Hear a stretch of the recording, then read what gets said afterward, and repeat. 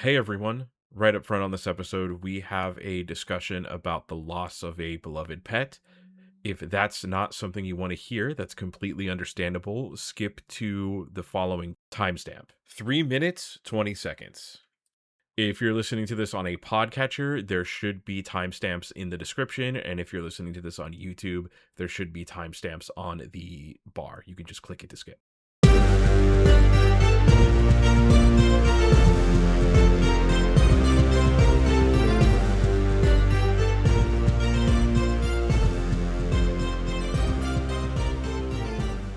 Welcome to Adventures Gone Mad, your critical look at D&D books. I am Kyle W. here with my favoriteest host. Hey everybody, it's Kyle A. Hey Kyle, so we are recording our Wildspace episode, and we haven't recorded in a while. It took us some time to read this. Yeah, and not only did it take us some time to read it, but a lot of things have happened during the intermediate time. We did not have a good end of the year, let's just say that. No, my New Year's was fine up until after New Year's. I think I've talked about my dog Juno before, and I don't think I've talked about that she has cancer. She had cancer for about 6 months, and it's a form of cancer that you cannot cure. It can only go into remission. Her cancer never went into remission, even though I did a lot of chemotherapy, and unfortunately, she passed away on January 5th. And there was a lot going on even before that, obviously. So we have not. I just have not been in the mood, and there's just been a lot that's been going on, and that's just what happened. It's a really terrible thing. I will say that was one of the worst days of my life. And, so yeah, that's one of the big reasons why. Plus this is a huge module. Yeah. I mean, she was a great dog, and we loved her, and so many people did love her. It was kind of like a situation where we would get to a point where we would record, and then her status would worsen somehow, and that would kind of get in the way of stuff, and then that just kept happening over and over and over again. So yeah, it was a roller coaster in a lot of ways. It was she would get chemotherapy, and then the oncologist would tell me what's going on, and it never was good news. We had one piece of good news, and it was basically too late, which was also really sort of this big roller coaster of I think she's going to be okay. Maybe she'll live a little longer. And then it just cascaded into that. And then, obviously we had Christmas and all of that. And, so yeah, that's kind of where we're at this point. But, we finally finished it, and now we're going to record. So Kyle, this session we're going over Wildspace. I know that we've had this argument before, because I don't think the campaign that I ran was Spelljammer, and you think it was Spelljammer. You've kind of played it in a Spelljammer adjacent campaign, right? Did you have any experience with Spelljammer other than that? No, I had, sort of looked at some of the rules before a long time ago, but I'd never actually played in it. Okay. Yeah, I never actually played in it. I read through some of the books, and for that game that I ran, so I ran a campaign from level in 5th edition, from level 1 through 20, that involved a spacefaring ship, basically. And I stole a lot of things from a Spelljammer book, random Spelljammer books. I don't think it was exactly Spelljammer, but it had a flying ship in space. So if that's the core of Spelljammer, then I guess it was a Spelljammer campaign. Yeah, I mean, I think it was definitely the heart of the campaign was spelljamming and running around in different planes of existence and different planets and doing different things. It was fantastic. I really loved that campaign. I think everybody really enjoyed it. Yeah, and it was a good time. But yeah, all these rules, reading this and then seeing what the rules are, it's we didn't do any of that stuff. There was none of those things going on. It was all much more tongue-in-cheek, which, 5th edition kind of is more tongue-in-cheek than than this edition, you know. So this is like, this was my choice this week. And the reason I wanted to read this is because like a few reasons.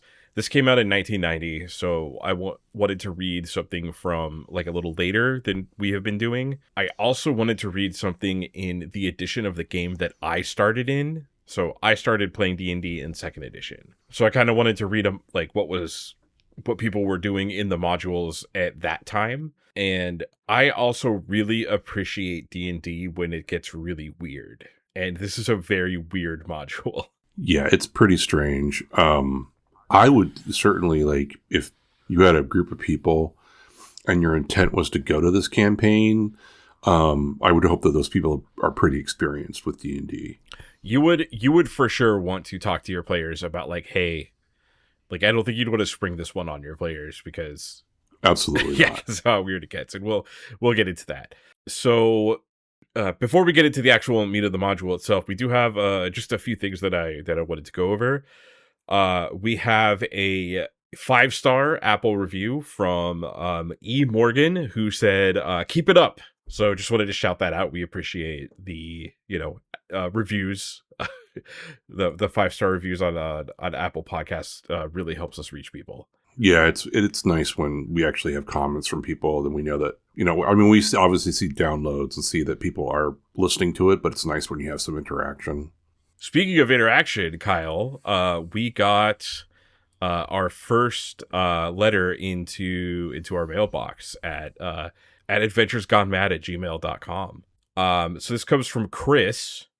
It says, Kyle and Kyle, I found your podcast by accident. It just popped up on YouTube. Played as a kid for a few years and loved it. Last few years, I've watched some shows and playthroughs on D&D via YouTube, and it brings me back to simpler days. I have tried to listen to D&D playthroughs on YouTube, but other than the Tabletop Bob's channel, everything falls short. But I love how you guys go through old classic modules. I've heard most of them, although I don't know them all. I hope on your list for future podcasts are Castle of Amber, Tomb of Horrors, Temple of Elemental Evil, Lost Caverns of Sojocanth. I don't even know. I've never said that. Sojocanth is usually what I say. I've literally never said that word out loud. It's only been in my head this entire time. And then as I went to say it, I realized it's never come out of my mouth. Queen of the Spiders. So how often do you guys post a new podcast? I'm catching up on the old ones and I'm really enjoying it. Chris, we love hearing from you. Thank you for emailing us. So as far as that goes, how often, like, we kind of switched to a as it's done. We try to do bi-weekly and we just can't do that. So we switched to it as it's done. I mean, I think ideally we'd like to get to monthly at least, but, we'll see. Life keeps getting in the way, so we're trying not to have life get in the way, but life just does that. Yeah, and with how long... So the thing is, with our podcast, it's like, we have to... It takes a while... It doesn't take that long to actually read the module, but like doing the research and reading the module takes some time, and then we do have to get together multiple sessions because, if I post a 4-hour podcast, it's probably like 6 to 8 hours of talking, like, that I cut out a lot. So the editing takes a long time. Yeah, I mean, we also, there's things that, like, we talk about and then we're like, hey, maybe we should talk about that, or maybe we should edit it out, or, there's a lot of stuff that happens behind the scenes, per se. Yeah, and a lot of it is like, hey, I said something, and I meant it, not that I meant it in a different way, but like, I would like to, like, say it in a better way because people are listening. Yeah. Now, as far as our list of future pods, I do have good news for you because our next episode is Castle of Amber. Yeah, I chose that. That's because I'm on the list for choosing things, and all of those I think will probably be things that we will want to review, and maybe we'll get to all of them. As we all know, Tomb of Horrors is going to be kind of a monster because it's such a well-known and published module. Weren't you saying there's like, how many publishers are there? There's like 8 or something like that. Yeah, there's at least one version of it for each version of the game because it's so popular they kept reprinting it, and then multiple versions of it in it, like, sequels to it that I would want to read about. And so basically, whenever we do a module, I look up to see if there's like a live play or something on, because I like to like listen to what people are doing. Most of the time, other than like Caves of Chaos, there wasn't really a live play for many of them. But with Tomb of Horrors, I want to do some listening to that too. So we're inevitably going to do them all, but Tomb of Horrors is the one that's probably going to take the longest because it needs to be the right time. But basically anything that is part of the Goodman Games Dungeons Reincarnated series, which is they did one for Castle of Amber and Temple of Elemental Evil, we're probably going to cover it because the reason that I started this podcast was picking up The Lost City and reading it and being like, oh, these old modules actually have some teeth and are cool. And it kind of made me realize that. Yeah, and that's actually what I'm also realizing too, is that, some of these old modules that I read, I didn't really think anything of, and then now I look at it and go, oh, okay, yeah, I know in context, this was like what we started with, so it's interesting to talk about like where things started. Yeah, it just not, and as a person who's interested in like game design, like video games and every sort of game, like it's interesting to see how stuff evolved. Like I know in the Keep on the Borderlands episode, I talked about how much influence on Dark Souls I saw in that. Just I love seeing that sort of stuff.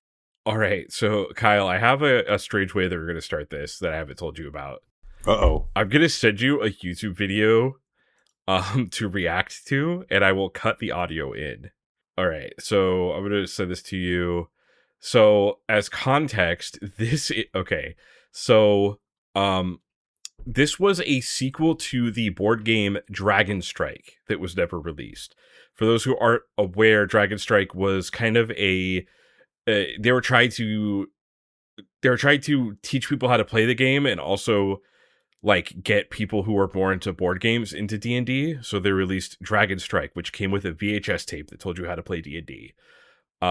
This is the sequel to that was never released. It is a pilot, essentially.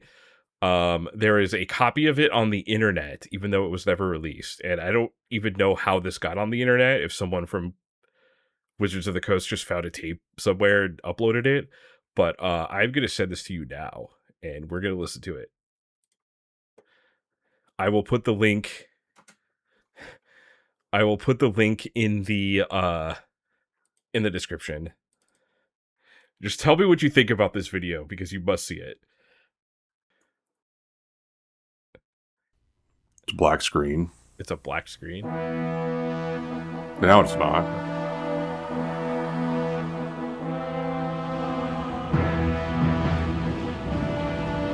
What the hell? Where are we? We're It's in a place that was only Wildspace. rumored to exist. A place of legend. Wild space. Wild space!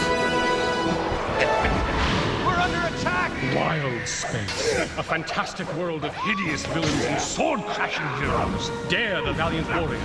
Arakila, the exotic Arakila. thief who steals for good. Doesn't it make you want to play Wild The young Space? destroyer of dark The sorcerers. destroyer of gods? Rainstone, elven guardian of nature, all bound together on a dangerous quest. Where are the elementals I What do you know of the elementals? That they are the crystals of creation, each one powerful in and of itself. But if you should summon all four together in the Oh my same gosh, Mind place Flayer. at the same time, whoa boy! You'd better brace yourself. It may be a bumpy ride. This is so cheesy. It's so great. Oh, flying monkeys. Deathmark. Why do we fight? Oh, she's really a snake. Oh, she was a snake all Powerful along. object in the world from falling into hands of evil. And now you're fighting vampires. This is exactly what D&D is like. Yes. This is exactly how our campaign went, actually. This is actually our campaign. Yeah. It's just a prototypical campaign with flying.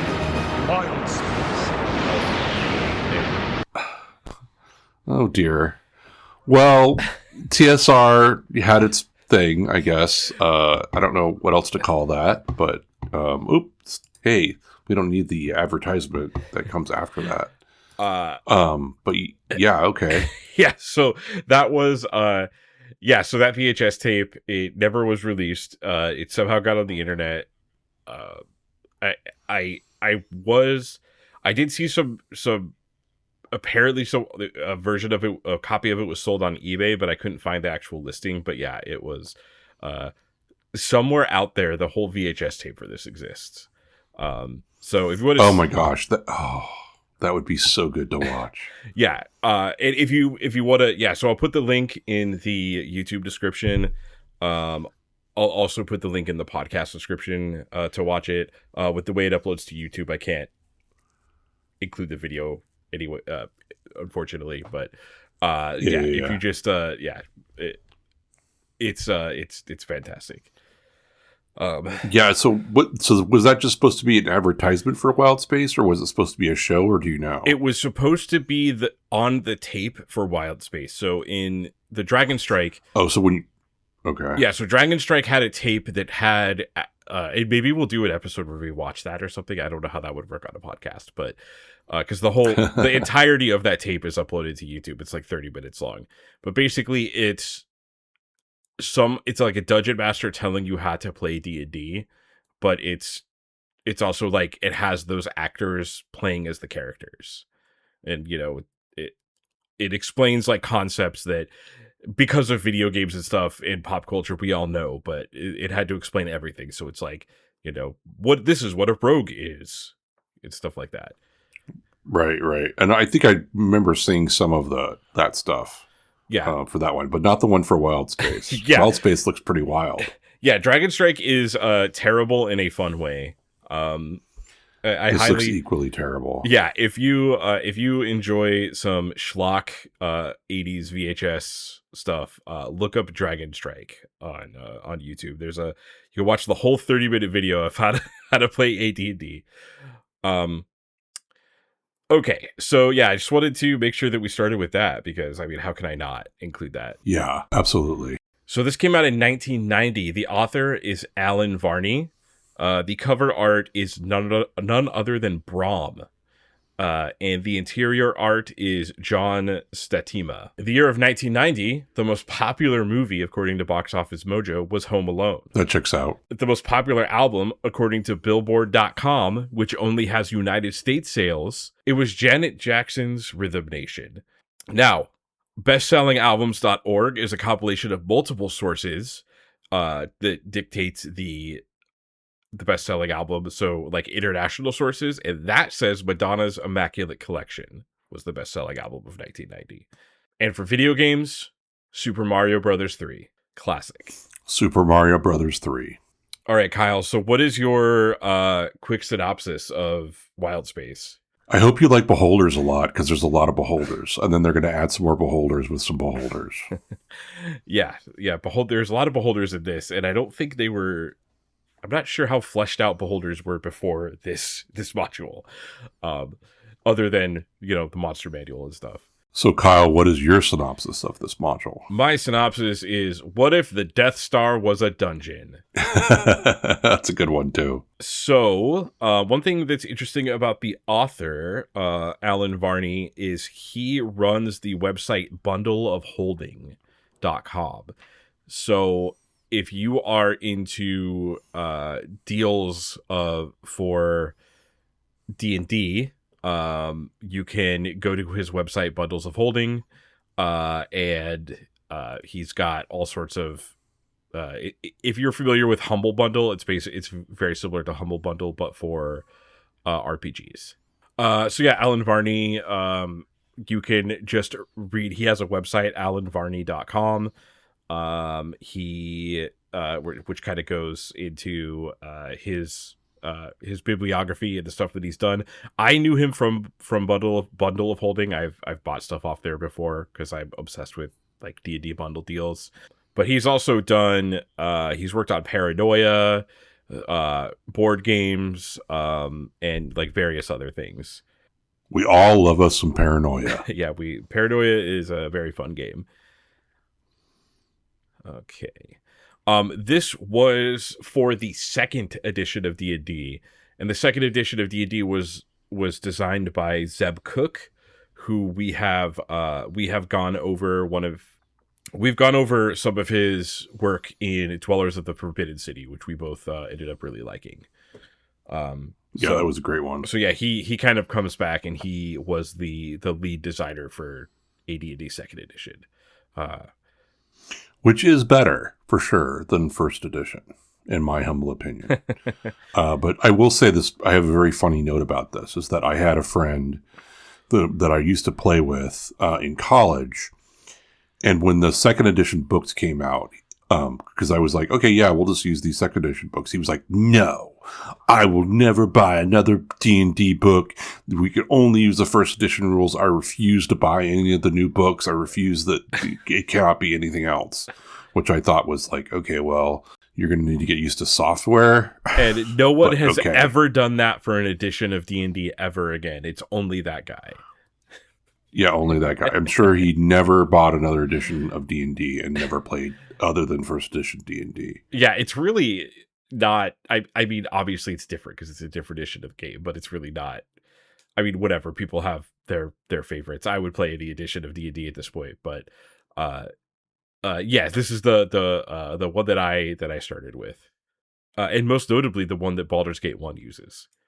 All right, so we hit the introduction of this. So, starting on page 2, this is. So they kind of have a problem with Wildspace, in that it's a new setting. They've released the box set for Spelljammer, but this is the first like Spelljammer adventure. So you could tell when they wrote this, they were like, well, how do we get people into Spelljammer? And they wrote this adventure as like you could pull any non-Spelljammer campaign into Spelljammer with this adventure. Like that's the purpose. Yeah. For sure. So we start the introduction with a crazy weird poll. There's a quote from William Blake's The Four Zoas in here, which is a kind of obscure William Blake. As far as I know, it's like pretty obscure because it was unfinished, but it's one of his like epic poems. I think the art, if you've seen art of I thought it was Zeus at first, but it's like a guy with a long beard, like spreading his finger, and it shoots like a V lightning. It's from that. But anyways, that's a crazy pull to start this adventure with. Does yours start with the murals where they talk about the Hive murals? Oh yeah, that's in the inner cover. So that's in the. Okay. So looking at so I have the physical book, and so the physical book comes with the murals. In the cover, and then it also has it also has the map, which my version didn't have. Do you want to talk about the murals first? I think we should probably do that when we get to. Yeah, the only reason why I'm mentioning it is because in the PDF that murals thing is like the first page. Yeah. And I'm like, wait a second, does he really start with this? This doesn't make any sense to me. Yeah, it would be super weird. Yeah, I'm on page 2. Okay. Okay, so yeah, it kind of just tells you like, hey, this is how you use the module. It gives you the warning of like, hey, if you're a player, don't read ahead. This is only for the DMs. It specifies that Wildspace works with any campaign setting. The intro will pull the characters into the Spelljammer world. Right. Okay, so we have the story background that talks about. Basically, in this world, in Spelljammer, there's many different subspecies of beholders, and they all have different like variations of like eye color, skin color, texture, configuration of eyes, etc. Like each beholder, they have like a rapid genetic deviation. So there's like groups of beholders that are similar to each other. This leads to one of the funniest sentences that I have read in any of our modules. Most beholder nations number only 20 to 40 individuals, the complement of 1 or 2 tyrant ships, but about 1,200 years ago in a distant crystal sphere far across the Philogicen, different natural laws allowed the beholder nations there to grow to enormous size, over 10,000 strong. These nations were more racist than any other nation. So I just had to laugh out loud when I read that. I was like, wow. Yeah, so yeah, I mean I think he's trying to say like they were racist to all the other beholders. Yes, yeah. So it's going into like beholders are so terrible and racist that they hate other beholders that are different than them for any difference that they have. So what he's saying is like there was a massive group of beholders that was the most terrible and most racist of all the beholders. But when you read that and it says these nations were more racist than any other nation, it just makes me laugh. It's so funny. It's so funny. Yeah. Like, really? Okay. So it gives us the background. So the nation of beholders that we're gonna like be kind of dealing with in this, they're called the Sazar, Sazaur. And they were led by, the story of this is they were basically led by a Hive queen that was like super powerful space beholder. Super queen. A super queen. So they took all of their nation's resources and they basically paid the arcane. They focused their entire nation's resources and enlisted the mysterious arcane in a task that would tax a god. So this is the first mention of the arcane in this. They're in the Spelljammer box set, and they're pretty important to the Spelljammer setting. Were you familiar with the arcane, Kyle? I was not, no. Yeah. So the arcane, they're 12-foot tall gray humanoids with like groupthink telepathy that crosses like crystal spheres. In Spelljammer, a crystal sphere is like the same as a plane, and they created the Spelljammer helms, and basically they are this giant empire of weird capitalistic aliens that will do anything for money. They are basically the excuse of why things are weird in space. You know, like in Forgotten Realms or Greyhawk, it's like, oh yeah, this old ruin was built by dwarves, that's why there's all that weird stuff in there. They are that version for Spelljammer. So okay. Everything is the arcane's fault at some point. But yeah, they have a massive groupthink, so nobody messes with them, because if you screw them over, they'll just be like, okay, no one in any of the arcane will ever deal with you ever again. Go away. Right, we'll all hunt you down across all planes of existence and murder you, or not let you ever trade for anything ever. Yeah, so they basically created the Spelljammer helms. If you are listening to this and you're not familiar with spelljamming, essentially it is like a magical engine that you have to feed spells into to fly.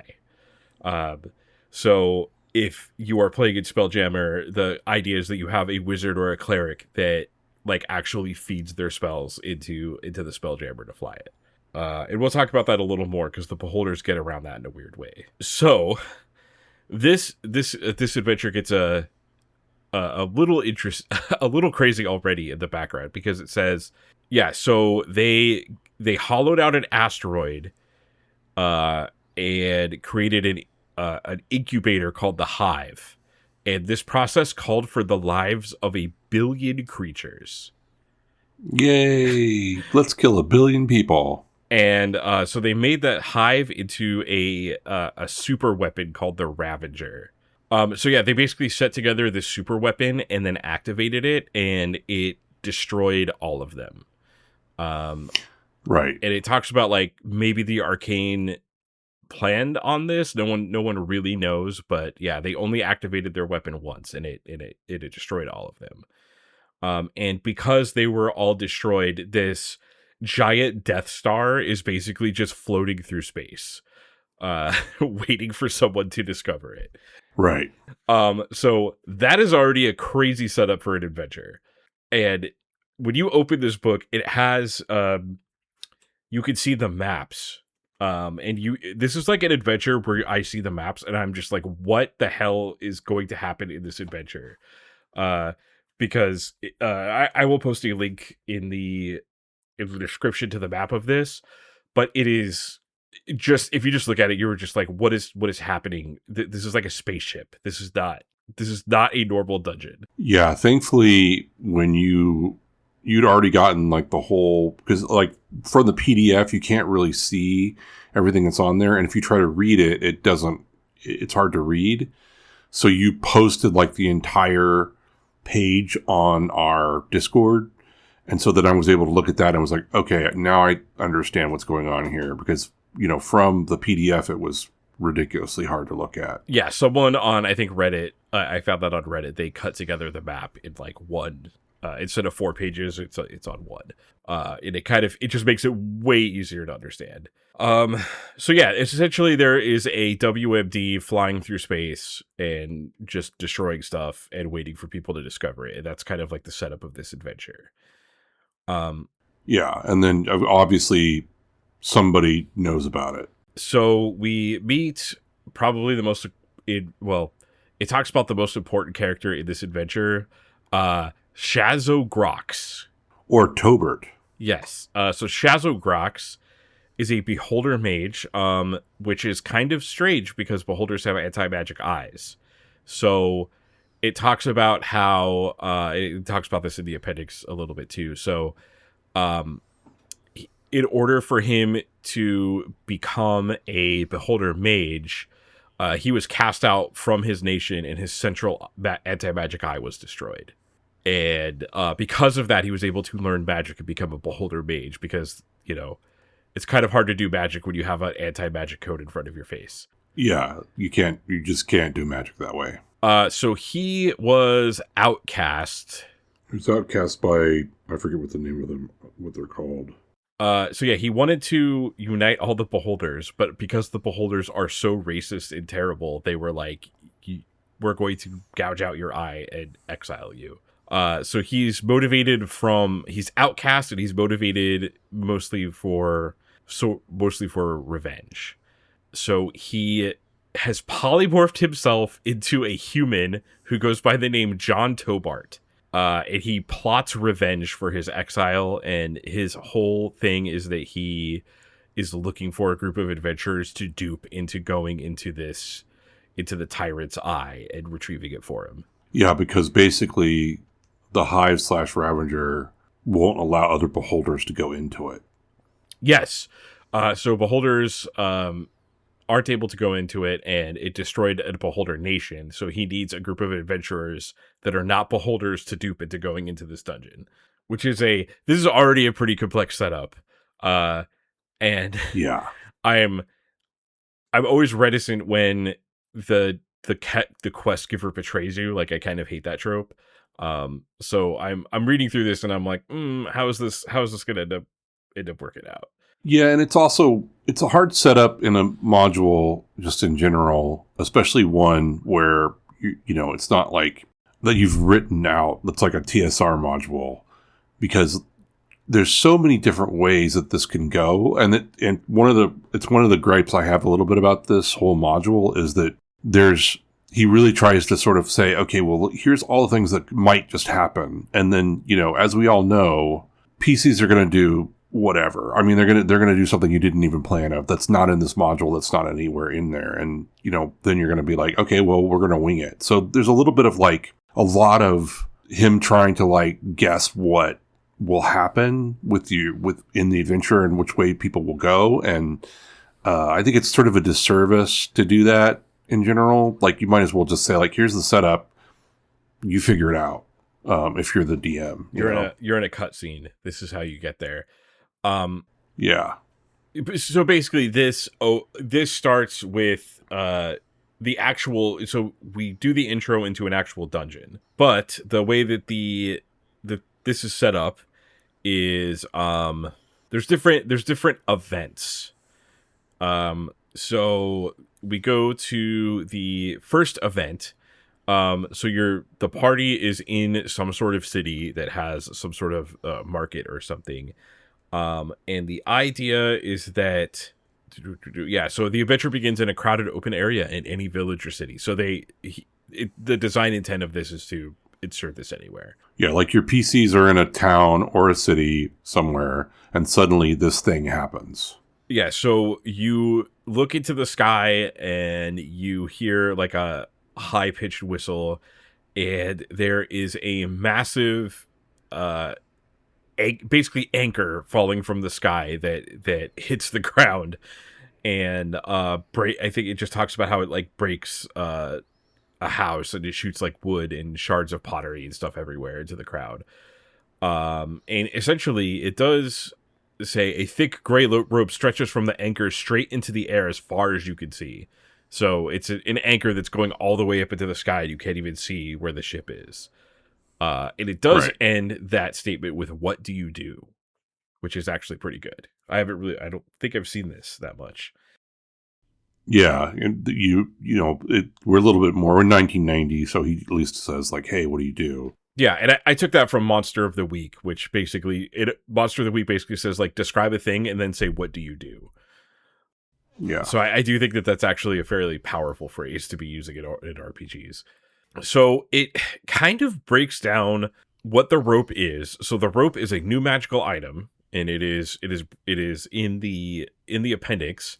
It is a new magical item called Infinite Rope, which is exactly like it sounds. It is a rope that keeps stretching and stretching and stretching, as for infinity, as long until it hits something, basically. So this is where the adventure kind of, like, I'm just gonna say it, like, this is obviously the weakest part of the adventure. Like, the dungeon is the meat of this, but after it says, like, what will you do, it goes into likely different actions that the players might attempt to do. So it says, like, hey, untying the rope is like, it's a -5. You have to use, there's a wizard lock on it, so you can't really do that. Try to cut the rope. Okay, that's going to be super hard. Yes. So there's all this, there's just a lot of, I don't know. There's just a lot of stuff about how, like, hey, your PCs are trying to do something. Here's all these, like, I don't know. It's just a lot of words about how they can't do it.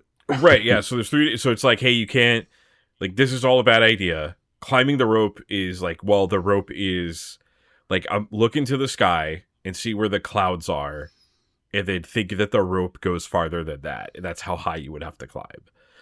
So it kind of says, like, hey, if your PCs are reckless and they want to keep climbing, this is like, here's some rules, and here's what happens when they fall. But basically eventually says, Event 3, waiting.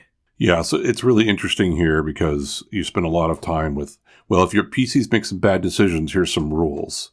And, I'm almost like, well, you could probably just wing those rules. You don't necessarily need to do that. And if anything, like, I kind of wish he'd just say, like, hey, so, he kind of does, because he says, especially cagey or torpid PCs may refuse to have anything to do with the rope.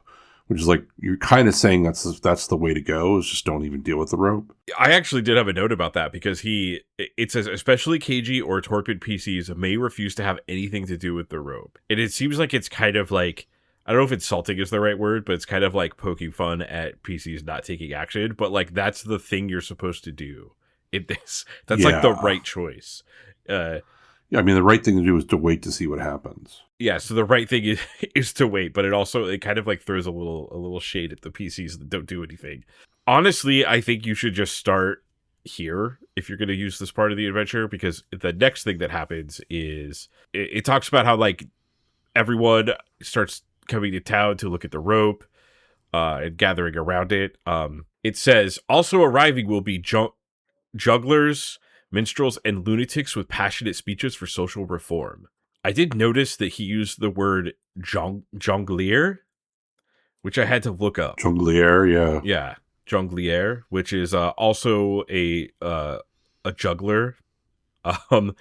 Interesting fact about Allen Varney, he participated in the Texas Juggling Society at the University of Texas. So he has a little experience in juggling. And also, when I looked it up, it says that word also means like a wandering poet or a minstrel. So I'm not sure. I'm assuming it's the juggling thing based on his background as an actual person that juggles. But essentially, like, people start forming around the anchor and doing weird stuff.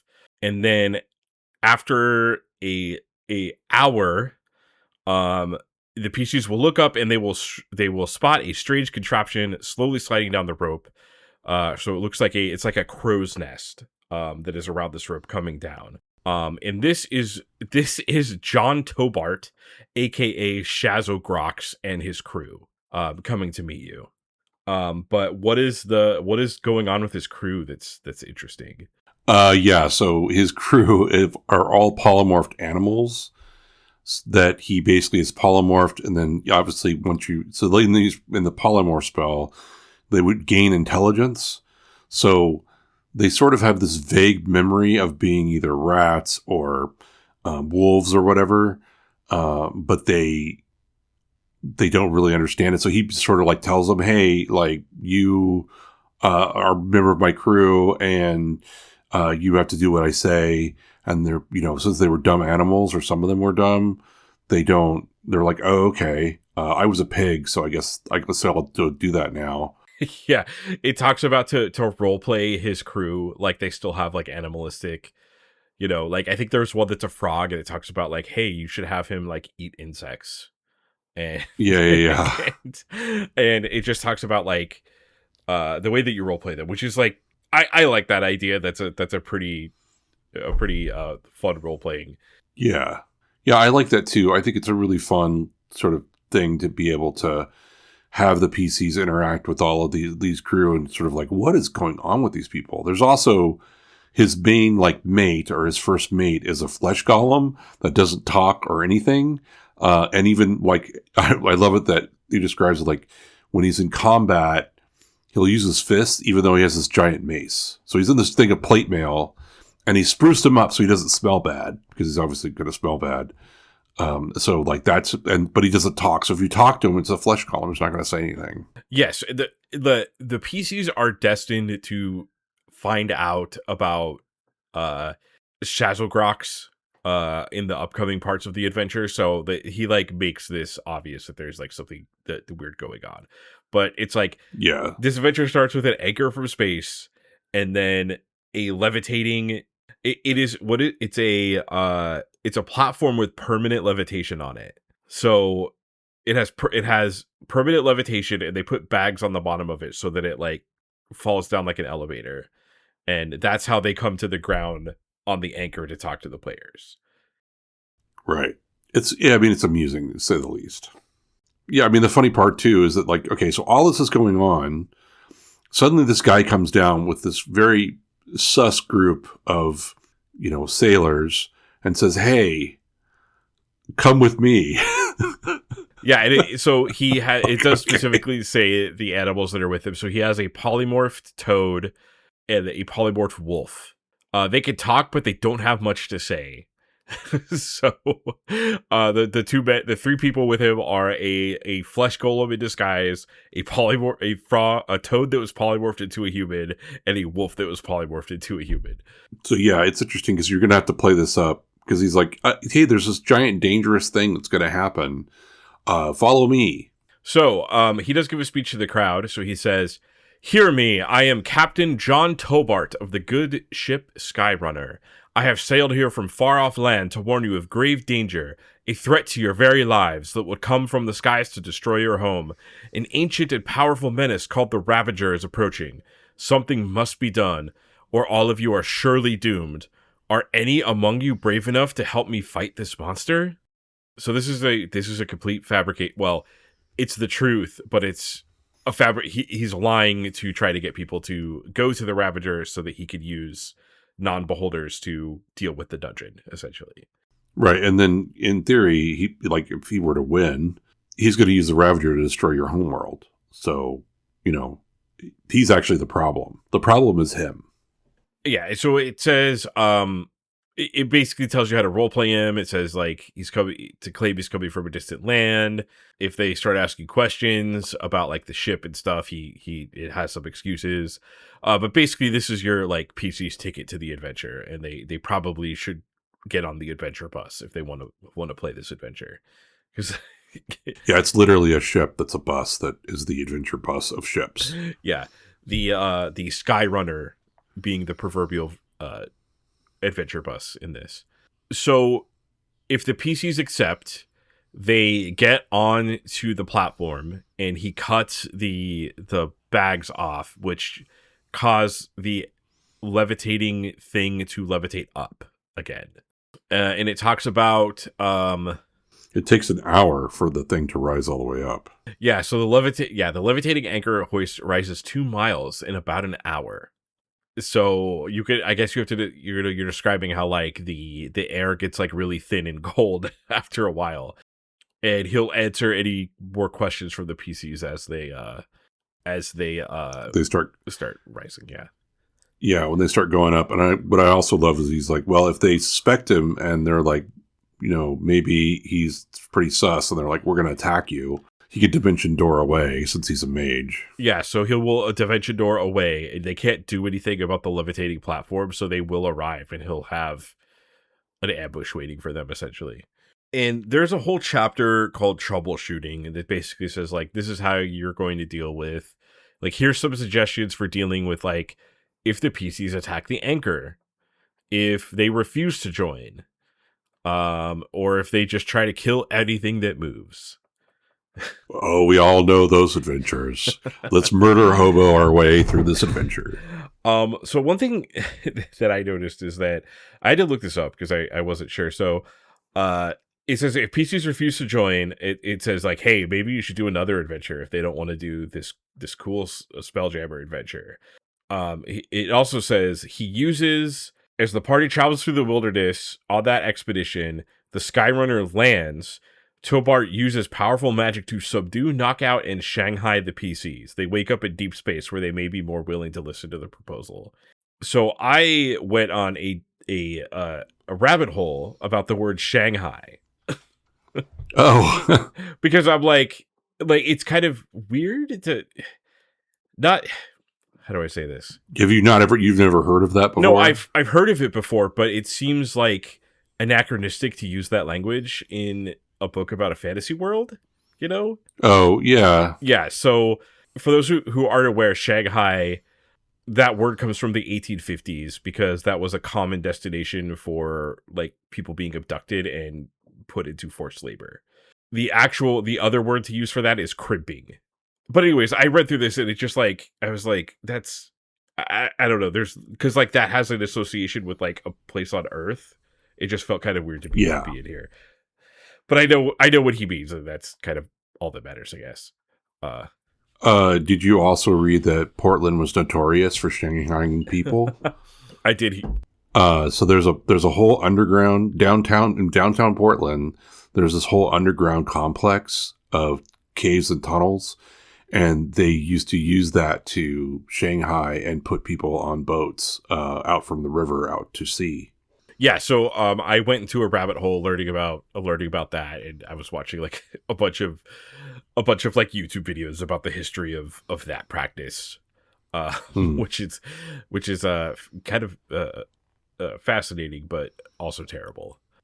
So yeah, what do you think about having a troubleshooting section in your adventure?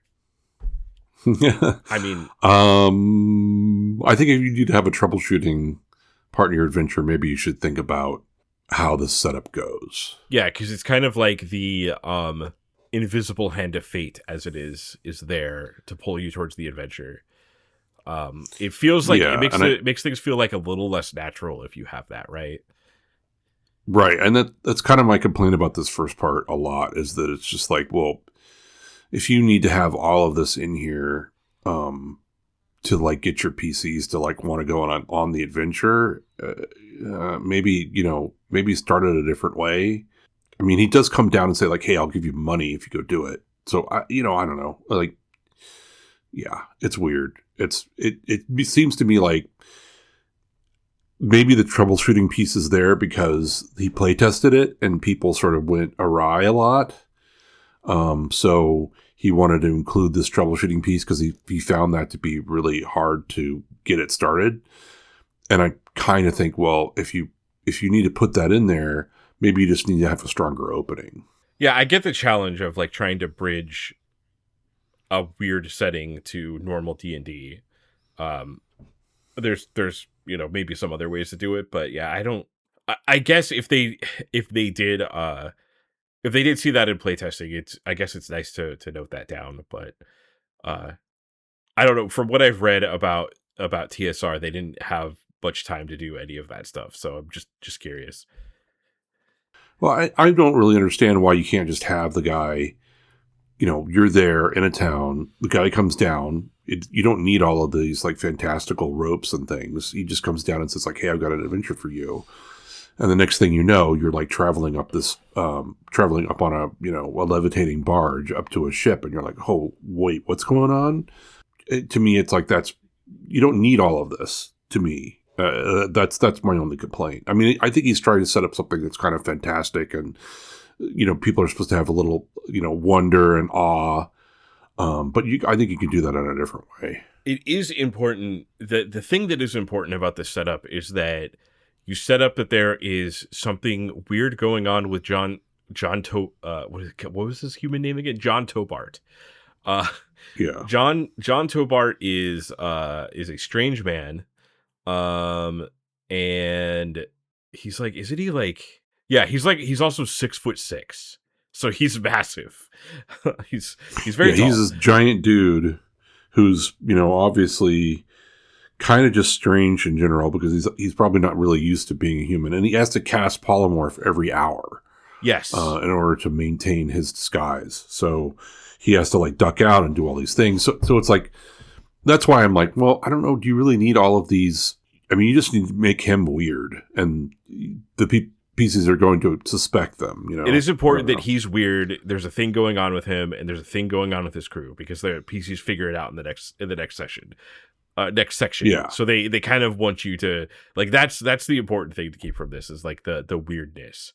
Right. So like, I don't even know if I would have all of the infinite rope and this levitating stuff. I probably would just do more of like, hey, there's a guy that wants to hire you for a job, and then all of a sudden you're just like, wait, what is going on right now? Wait, I didn't sign up to go on a cruise out to deep space, but here I am. What else am I gonna do? I'm on this ship now. Okay. Yeah, in Shazogrox, he is important to the adventure, so you still do want to keep him. Yeah. You can't get rid of him, and you need to make sure that that he's a weirdo. Yeah, and the next section, it talks about his ship, the Sky Runner, and it does give you some hints. Like, essentially, if the PCs know anything about ships, it's like it's very straight ship. Like the hull is it's too thick to be a merchant ship. It's like clearly some sort of warship and not a merchant ship. And it's flying in the sky. I don't know. And if you ask him anything about the ships, he basically says, "Oh yeah, some elves sold it to me." That's his excuse. And he said he's just like, "Oh yeah, they never explained how it works. It's just a flying ship." So like that's pretty. I think it's pretty tough to roleplay something like that. Especially because maybe in 1990 people weren't so. I think by this time people have caught on that the quest giver might be lying to you. Yeah. Which is why I don't really like that. But anyways, it goes through his ship. And it basically, this is a kind of open section. It goes through the entirety of the ship, and it tells you to basically like figure out how this is laid out and know this, and allow the players to like walk around and find weird stuff, because they're eventually going to find out what's going on. And there's basically all these secret rooms in the ship. Yes. So one thing about, so we're still on page 9, the secret room where Shazogrox. So there's two things about this room. This is the room that he stays in, and it says, there's a vacancy spell. And I looked in the player's handbook on page 163 about what the vacancy spell actually does. This is a spell that is in the player's handbook, and it causes an area to appear to be vacant, neglected, or unused. So the vacancy spell makes it look like a room. No one, like, it's dusty. There's cobwebs. No one uses it. There's like some empty crates in there, but in this room is his actual bedroom. And it's his bedroom because it says the Beholder uses. What's actually in here? A pedestal stands in the middle of the room, 3 feet in diameter and 4 feet high, bearing a silk cushion. The Beholder uses this as a bed. Mm-hmm. Kyle, a Beholder laying in a bed is crazy, right? Like, I mean, I guess you got to think about, how do Beholders sleep? I want to see art of this. Do they sleep on their back with the anti-magic eye looking at the ceiling? Do they like levitate down on it and go to sleep? What do their eye stalks do when they're sleeping? Like, the idea of a Beholder using a bed is insane to me. That's great. Actually, it's kind of fun. I mean, do Beholders dream of electric sheep? I want everyone who's listening to this podcast to stop and think about a Beholder being in a bed, and you will when you start trying to form that image in your head, you won't realize how wild it is. Yeah, it's kind of like, well, he's brown, so every time that he like turns off his levitation and then goes to the ground, doesn't he just sort of start rolling? Like, does the bed have to be like a cup so that like he just sort of sits in the cup and goes to sleep? Right. And does he sit like on his back or on it?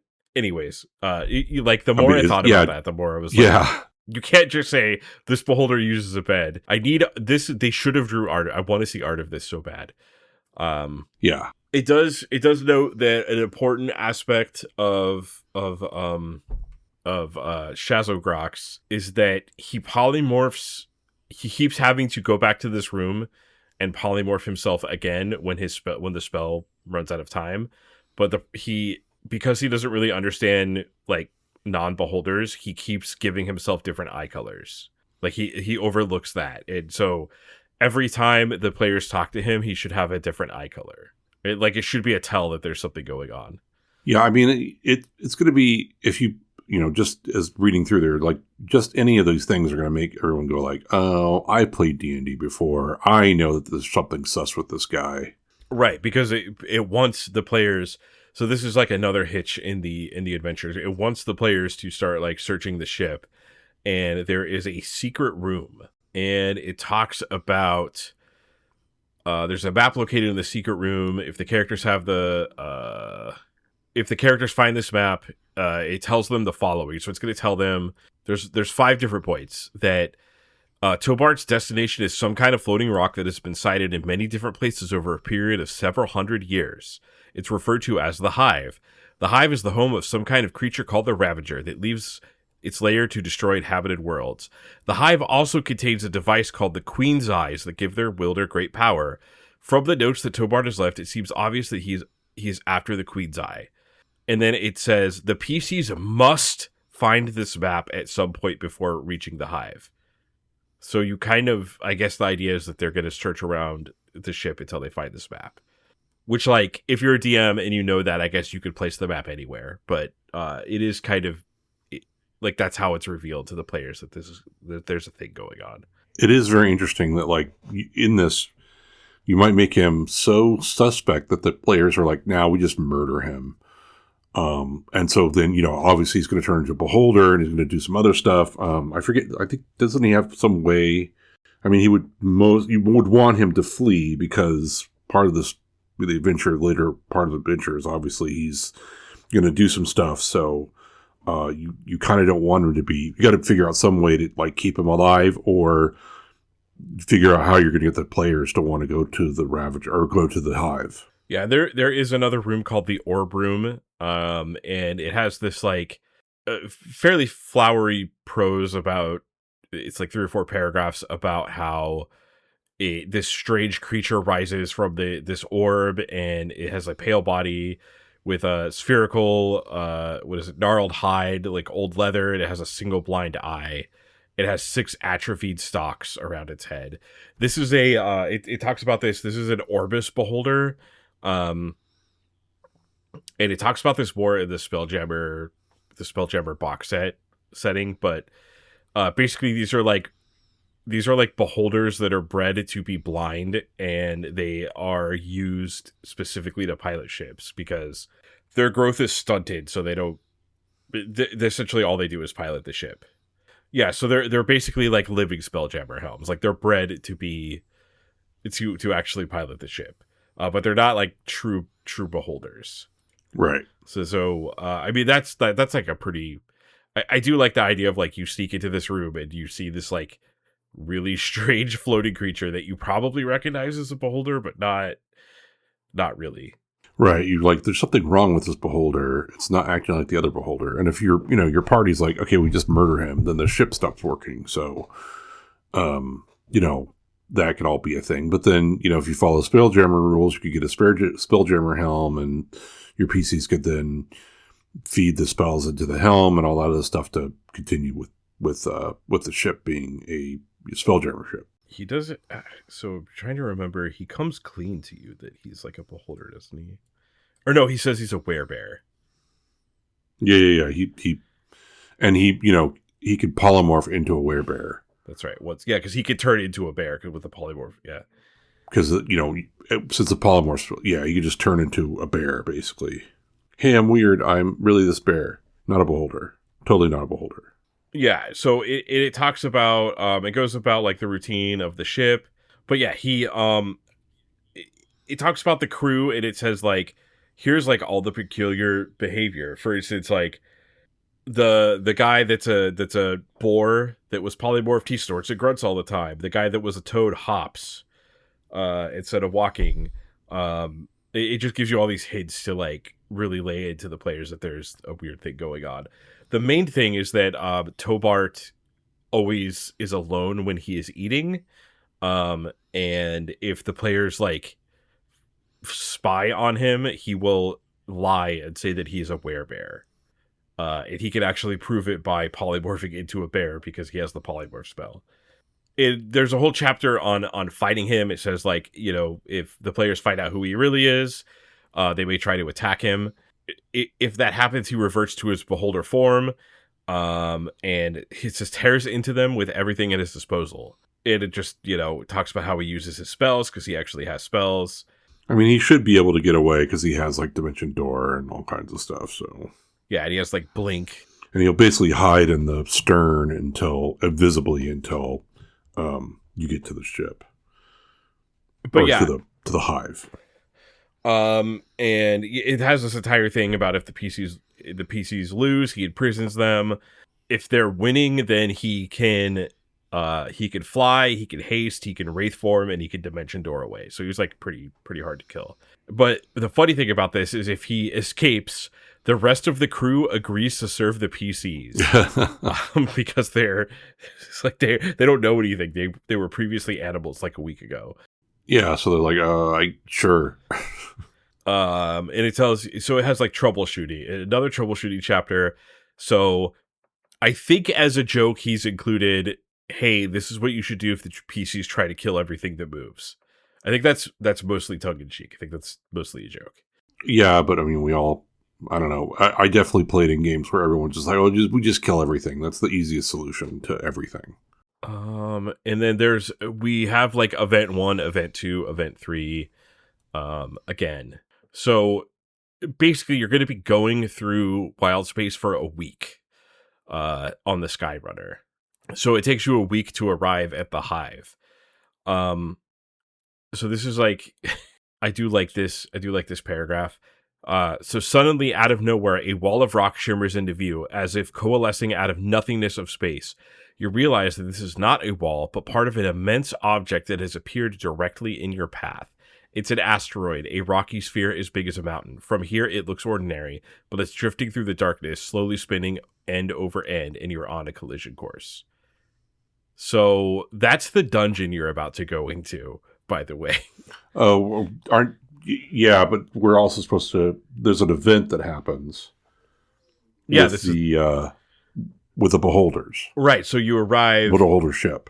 Oh, no, you're right. I guess, yeah. Okay, yeah. So you arrive at the Hive, and then that thing happens. Yeah, you arrive at the Hive, which is invisible, so that's why it appears suddenly in your face. And then you get attacked by beholders. In a spaceship. Okay, yeah, so so there's a group of beholders here, in a ship. When they spot the Skyrunner, they use the 12th Eye, a device built by the Arcane that briefly neutralizes some beholder powers. That's like in the new magic in the appendix. So it renders the Skyrunner's Orbis inactive and freezes the ship in space. And it triggers Tobart's transformation back into his beholder form. So if the players have not figured out who he is, they will automatically figure out when the beholders attack, and they use the 12th Eye, which causes him to transform. And it actually has some pretty visceral description in the box text about, like, what it looks like to see the large, 6'6" man turn into a beholder due to this magic. And with an inhuman cry of fury, the monster turns towards the distant ship and flies off through the darkness. So he turns into a beholder and then flies away. Yeah, he flies away as a beholder. Yeah, because he hates his the other beholders so much that he tries to go kill them. And then this is a thing that on page 14 under options, it says, for the first time, the PCs get to make a real decision. We should not have that on page 14 of our module, Kyle. Yeah. This is, I get it. They were going for a specific thing, but we're on page 14 and it says your players get to make a real choice now. So before that, you were just supposed to sort of lead them by the nose through all of this stuff. And then now you're like, hey, what do you do? Even though, before that, it was like, we see this big rope. What do you do? Now it's like, what do you do? Yeah, I mean, I guess they're pretty on the ship. They have a week to walk around and bumble into stuff. So I guess that is a choice, but right. Yeah. And it just talks about like if they could head to the asteroid, they could go battle the beholders, because the crew that's on the ship will kind of like do whatever they want. Yeah, they're not really there for battling other beholders. You can either battle the beholders, you can go into the ship, or you can flee, or go into the hive rather. Yeah, and the problem with trying to flee is that you need someone to spell jam, because the Gulag, who is supposed to be a wizard, is not actually a wizard, so he doesn't have spells, so he can't operate the spell jam, the spell jamming helm. And it does talk about event 2 to yeah, so it's just like if they fight the beholders, they go on to event 2, which talks about dueling in space, which I guess they kind of needed to include this because Spelljammer has rules about fighting ship to ship in space, which like most people would probably enjoy, but I know I've talked on this podcast before about my anti-vehicle bias. I like just don't care. Yeah. about fighting ship to ship in space. I'm sure a lot of people would think that's cool, but yeah, which was evidence in the campaign that we had with you, where you're just like, yeah, you're on a ship, and there are other people catch up to you, and then it's basically just PCs fighting. There's no like a ship comes to you, now you're in ship to ship combat. Let's do that. Yeah, I don't want to deal with the like, I turn port side 45 degrees, and I didn't actually look up the Spelljammer ship rules. I'm sure that they're probably pretty good. And probably one of the reasons that people wanted to play Spelljammer, because you have all these ships that do cool stuff. But I just, yeah, it kind of talks about like setting up the fight. It encourages you to use the blank star map from the box set. And it kind of tells you how to set up the battle.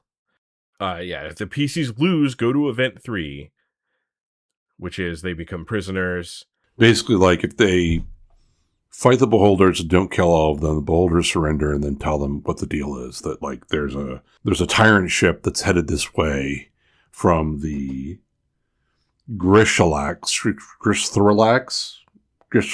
or whatever. And they obviously hate all the other beholders, and they've learned about the Hive and are trying to figure out what's going on with it. Yeah, and the Hive also, so the idea is that their players are eventually going to go into the Hive. It's basically impenetrable because it's permanently enchanted with a wall of force, but the map that the PCs must find, there's a back door, a secret tunnel built by the Arcane, to gain entry into the complex. So they can find a way into the Hive through the map that they find. So they better have found that map. That's why it's crucial to have the map. Yeah, so there's a bunch of like really fantastical stuff about this. So it says, there's a gash in the back that is 600 feet across, which is 2 football fields. Right. So that is fairly large. Oh yeah, so once you're inside, everyone on board sees a huge set of double doors set in a circular frame. The doors are 200 feet in diameter, crafted of black basalt. And basically, you can bring the ship through the gash. I mean, you're basically like driving the ship through the hive. Yeah, so this was enchanted to so there's a bunch of magical runes on this basalt, this giant door, that were protection against intrusion from other beholders. So that's why that's why Shazogrox needs you, because he knows that he can't enter. But when the ship the Skyrunner, the ship that you basically take over, it becomes your ship. When you're within 50 feet of the door, there's an ominous rumbling sound as the doors open. But the arcane wanted to ensure that humans could enter. Well, it says unmolested, but we've already talked about the use of that word in these modules. Yes. It does give you some notes to like, hey, play up the scale and the spookiness of all of this.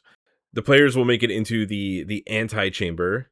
And on the other side of this, there's like to get into the antechamber, there's a door, with like an identical massive door that has runic letters written in the common tongue. And the door says in common, "If you are reading this message, that which we have feared has come to pass. For reasons of our own, we created a powerful weapon for the Caesar nation. From the onset, we feared it would grow beyond our control. We devised a way to neutralize the project, but we will not do this ourselves. This is not the way of the arcane. You cannot have bypassed our defenses if you are the Eye Tyrants. Therefore, you are their enemies, or should be. Know this, then. The weapon we have created, the Ravager, depends on the energies of the Queen's eyes. The 10 lesser eyes dwell each in their own domains within the hive. The greater eye sees all, but none can reach it. Go forth into the complex we created, locate and destroy the 10 lesser eyes. Only this can end the menace of the Ravager. We have admitted you. For the brave, this is enough. There's nothing for you here. Go forward." So, how do you feel about the door of the dungeon basically telling you what to do? I mean, I think it's fine. Yeah, I kind of like giving the players a strict goal. Yeah, I mean, it is nice to have all the setup there of what you're supposed to do, and it becomes a much more, like, up until this point, it's been sort of like, hey, do some shenanigans to somehow get here, with a lot of like, hey, you're the guy that the quest giver is really a beholder, and like there's all this stuff going on, and the beholders are attacking. I mean, there's just stuff. Here it's like, okay, now you're in a dungeon, here's what you do. So it's like, oh great, finally. Yeah, and like the actual dungeon itself is, yeah, so basically it's saying like you need to play up the scale, and it should be like extremely wondrous, because like the rooms in this dungeon are miles long, like large. Yeah. And like you have a ship, like there's basically, a Spelljammer ship, which is basically like, a galleon or whatever. And it's flying through this structure. And it's a small, in terms of like how big it is, it's tiny. This galleon is tiny in comparison to what it's flying through. Yeah, so this kind of concludes like the intro of the adventure, and we're going to go into the actual dungeon next. If I was running this, I would make sure that the getting to that door and reading that message is like 30 minutes of gameplay. Like it should not. Yeah. Like it obviously seems like he wants the setup to be a few sessions before you get to that door, but like I think like we'll get into this because the actual dungeon of this is much more interesting than the intro. I think you should just skip to this part of it personally. Yeah, however you get to here. Yeah, because this is where the fun is. Yeah, if I was running this adventure, I would probably get to that door pretty quick if I was DMing this. All right, Kyle. So we're on chapter 4. Titled The Biggest Dungeon, which is the meat of Wildspace. Yeah, this is the whole point of this adventure. Everything else to this point was like, how do we get here? Yes. And as we kind of had a discussion on the how did we get here, we weren't like, I would skip a lot of that, but I kind of understand that they wanted to do that to get non basically like the question was like, how do you bring an existing party into Spelljammer, and that is kind of like the solution for it. um so this is a very interesting dungeon, to say the least. It is the second spaceship dungeon that we've had on our podcast. Yeah, surprisingly. So, actually, the second spaceship dungeon and the second, oh my god, we're in space reveal, because Needle, we were also in space. So, Oh, that's true. Yeah, I forgot about the Needle. You're in space as well. We just weren't on a spaceship. yeah, exactly. So two times in space, one time. Two spaceships, 2 times in space, not the same one, not the same modules. 3 different modules. And both of those modules were the modules that were like later. Like 2 of those adventures are later adventures in, TSR's, canon or whatever you want to call it. And they were both, that's so funny. So anyways, so the way that this dungeon works is pretty unique. I'm going to put I normally am not going to, like, I don't think I could do this for every single thing that we do, but I'm going to for this one, just because the way the map is set up is super weird. In the podcast description, and if you're watching this on YouTube, it'll be in the YouTube description, there will be an imager link to the map of the dungeon, of the Hive. And essentially it is kind of like it's a ball, and then there are 12 rooms on it. So there's 5 rooms on the bottom, 5 rooms on the 5 rooms on the southern hemisphere, 5 rooms on the northern hemisphere, and then a room like is a crowd on the very top. And each of these rooms is a cube, and each side of the cube is 2 miles long.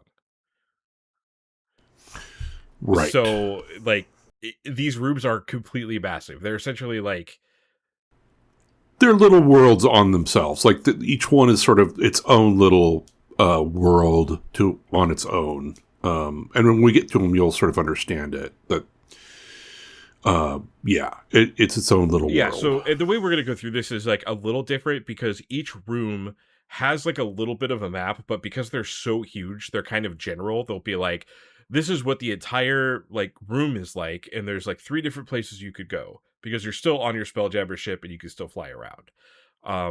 So we're going to go through, I guess, each of these rooms, and the way that we're going to walk through these is like a little different, because we're going to describe the room, what's in the room, and the incarnation in the room.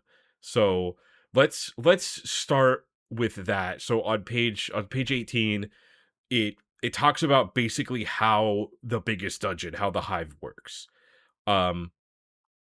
So there is each of these rooms, and one of my favorite things about the dungeon is each of these rooms is themed after one of the eye powers a beholder has. Right. So this dungeon, each room is based on this entire thing is an artifact called the Queen's Eyes, and each room is one of the Queen's eyes. And each of those rooms is themed after a beholder's power. There's like a charm person power, a charm person room, a disintegration room, a telekinesis room, etc. And that's like the theme of the dungeons. Each room is based off one of these. Each room has an incarnation, which is it's like the eye itself has become alive. The item itself has become alive and sentient for being in this room for so long. And it's like an aspect of whatever that eye power is. So one thing that I want to talk about, and I went into a little research rabbit hole when I read this, is because on page 18 it talks about, so each room has a crystal in it, and that crystal focuses and purifies the sympathetic magic in that room. And I was like, well, I'm familiar with that word from Mage, from like Mage the Ascension and Mage the Awakening, but like, what does that actually mean? So I went and did a little research and looked that up, and like the the phrase sympathetic magic comes from this book called The Golden Bough. It's a study. It's by Sir James George Fraser. The Golden Bough, a study of magic and religion. And it's the book that Joseph Campbell's Hero of a Thousand Faces references this book. Really? So it's like a pretty like influential book. So like the concept of sympathetic magic, it's the quote "like produces like." They say that in here somewhere. Yeah, when it says sympathetic magic, this well-known principle of magic maintains that like produces like. That is, a small effect can produce a larger but similar magical effect. Okay, and the phrase "like produces like" is actually directly from the Golden Bough. Okay. The entire thing is available on the internet, so I'll link it. But it says, if we analyze the principles of thought on which magic is based, they will probably be found to resolve themselves into two. First, that like produces like, or that an effect resembles its cause. And second, that things which have once been in contact with each other continue to act on each other at a distance after the physical contact has been severed. So, like, that was my understanding of sympathetic magic, because, like, from Mage, it's like, okay, if you're going to scry on someone and you have a piece of their hair, that's sympathetic magic, because you're like, linking yourself to them through their hair. Like, that's, like, right. a really common pop culture thing on it. But it references, when it says, for more details, see the nature of magic fabrication, the DMG, in page 84, I read that, and it doesn't seem like that is basically, you read that in the second edition DMG, and it says, it talks about like magic being tied to common sense. So it's like, I don't know, if you're gonna make a spell where you could like walk up a wall, like it would make sense to have a piece of the casting for that be like a bit of honey, because honey is sticky. Just like stuff like that, right? Right. But Sure. like the like produces like comes specifically from this book, and I'm pretty sure he is referencing this book when he says like produces like. So, Oh yeah, for sure. because I had some trouble understanding the setup of this, because basically what it's saying is that each of these rooms has a crystal in it, and the crystal is like filtering the magic of each of these rooms into the incarnation. And because it's been doing this for hundreds of years at this point, the incarnations like became sentient and real, is like what it's trying to say. But to me, like, I don't understand how that's sympathetic magic based on this essay.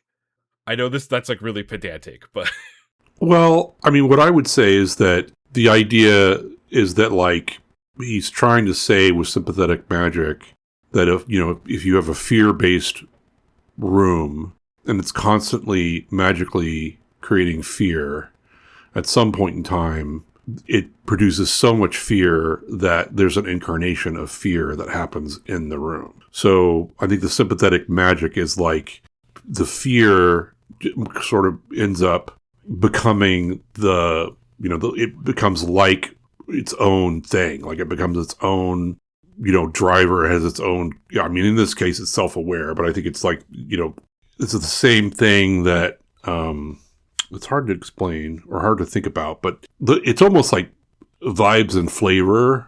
If you're born from fear, you will always be fearful. That's sort of the whole, thing of like the same thing produces the same sort of thing. It almost sounds tautological, but but anyways, that is the excuse. Like I mean, obviously we're dealing with like D&D fantasy bullshit world, so it could be whatever we want. But I'm trying to understand like what the author's intent was. And obviously, I'm pretty sure he read the Golden Bough or was familiar with it. So and may have created this whole dungeon based on that, or at least this part of the dungeon. Yeah, and I mean, the Golden Bough is talking about like it's like an anthropological research on like the history of magic in cultures across the world. So like one of the things it's saying Right. is like sympathetic magic, like produces like is a very common thing amongst any culture that believes in magic. It's like, you want water to rain from the sky, you do something with water, for example, or whatever. Right. So, so now that we've had that conversation, so yeah, basically, the the incarnation. So let's kind of talk about that. So each room will have an incarnation. It says for saving throws, Thaco, and for each incarnation, consider them a 20th level wizard. So like they got some pretty good saving throws. Yeah. And the idea is that you have to go into each room. Well, we'll get into this a little bit, but not each room. Yeah, there's some weird stuff in here, but yeah. So the idea is that you go into a room, you'll find the incarnation, you'll have to defeat them somehow, and then you'll get that piece of the Queen's Eye. It will become like inert, like a magic item that you can take, and it will no longer be like sentient or whatever. So we'll also, I also kind of want to talk about the thing that you just mentioned. So out of all of these rooms, the game basically in the next chapter, it says you don't need to do all of them unless you really want to, and if you do, it might be weird in the next part. So do we want to talk about that?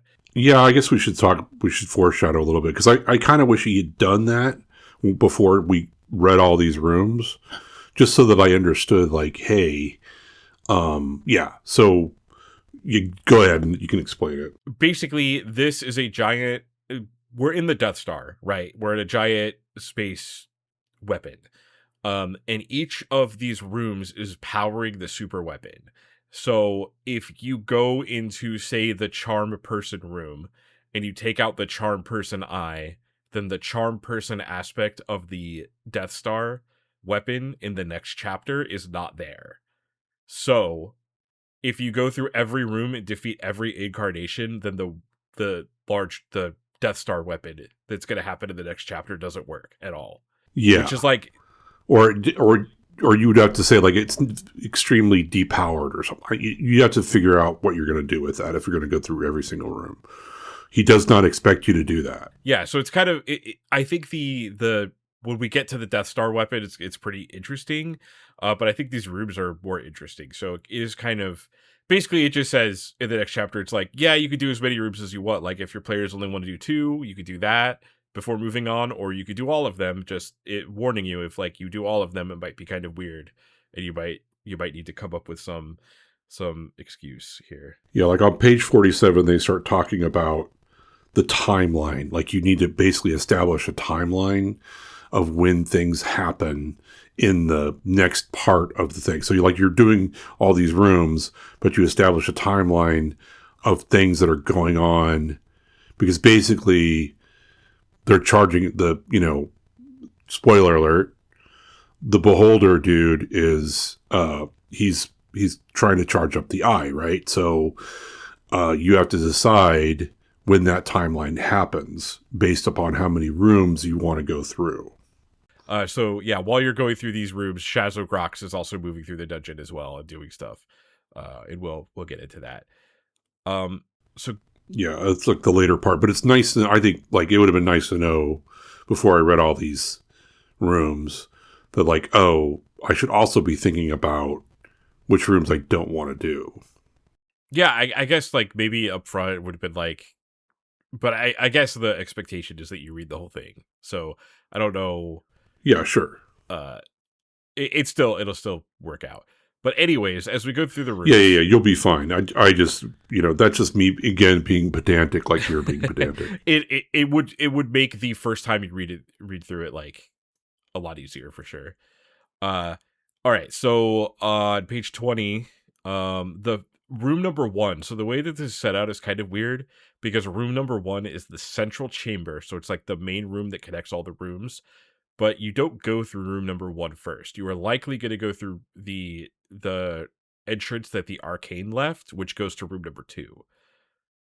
But room number 1, it essentially mentions like, 1, keep in mind like how completely massive this thing is. He really wants you, and you should, like, you really should sort of, if you want to, this is miles and miles along and you're in space. It's like this giant, it's literally is the Death Star. So it's sort of like the idea that you want the players to see that this is a massive, massive structure. Yeah. And then the light source in the center is the crystal in the center. That's the light source it casts a longer range version of the Beholder's anti-magic ray. So it's kind of like the Beholder's anti-magic eye, like the center of its body is the center room. And then these rooms have tunnels that connect to all of the smaller rooms that are the other rooms that we're going to be talking about.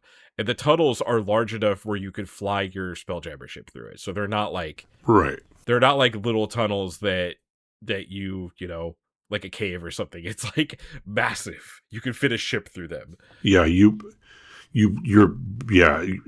of the size of a galleon, and you're basically ship. And you know, they could probably put more than one galleon in these tunnels because the rooms themselves are like 2 miles. Yeah, and then it also it does mention in the intro dialogue. I'm not going to read the whole thing, but there is something that I do want to point out because it's going to become. We're going to be talking about it later because there's like a whole ecology. Like one thing that's really interesting to me about D&D is they always thought about the ecology of a dungeon and like how all this stuff comes together. Whereas like if you play a Japanese RPG, they don't really do that. They're just like, yeah, there's monsters in the dungeon. So right. Like why are there monsters in the dungeon? Yeah, in Final Fantasy you're like, yeah, you run into this like haunted house and it attacks you and you're like, why is there a giant house here? Whatever. But anyways, and everyone that who has played Final Fantasy VII knows the exact encounter I'm talking about.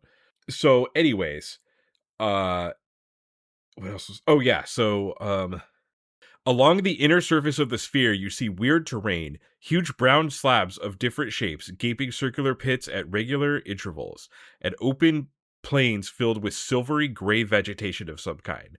Some of that vegetation stands nearby. The plants look like tall silver weeds or the stalks of weeds. Actually, they look dead. So getting into the ecology of the dungeon, and we'll be talking about this more later, but those silvery things are actually, I guess, like little fungus-like things called silver slimes. Yeah, they're like they're the ones that take care of the dungeon and make sure it's okay. Yeah, they're basically the little garbage collectors. Like they eat all of the garbage and they make oxygen, and like they're the explanation of like, hey, why can we breathe in here? Right. And they'll come up a few times, but I just wanted to bring that up because that's kind of like yeah, I mean, it's a really cool thing. I mean, that they have these little monsters. It's not like, you know, they have a technology. It's like they actually have these magical creatures that are basically keeping the life support system going. Right. And they have like we'll get into it later a little more, but their life cycle is like helps this dungeon exist, essentially. Right.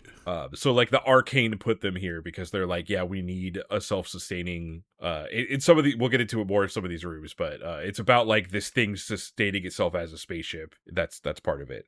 So yes, this is the central room. It connects to all of the other rooms with these massive tunnels that you could fly into with your ship. So we're gonna kind of like go through these in order now.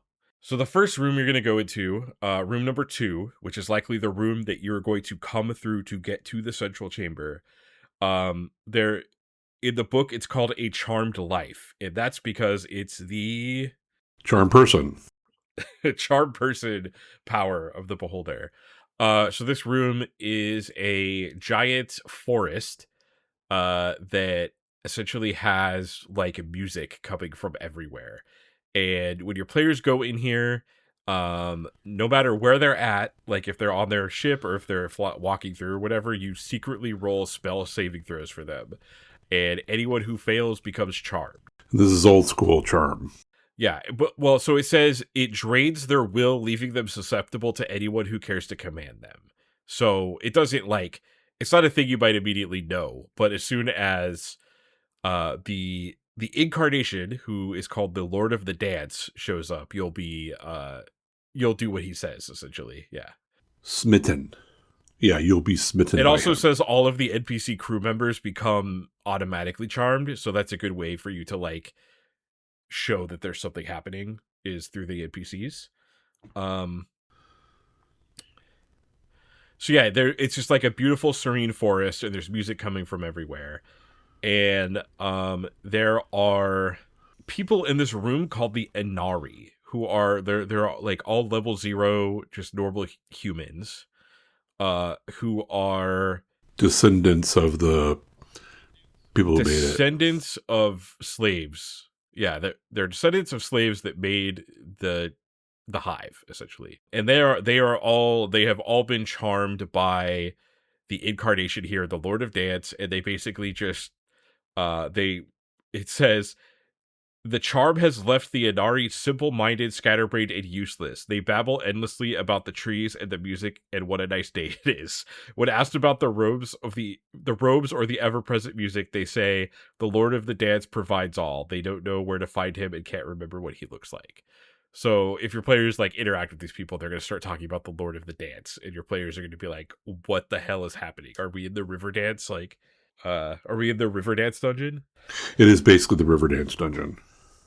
Part of the dungeon. So event 1, and basically it says like if you interact with anything here, so if you like try to pick some fruit from the tree or whatever, you have to roll against the spell save. And then eventually when all have fallen under the spell, Horin, the incarnation of the Charm Eye, appears.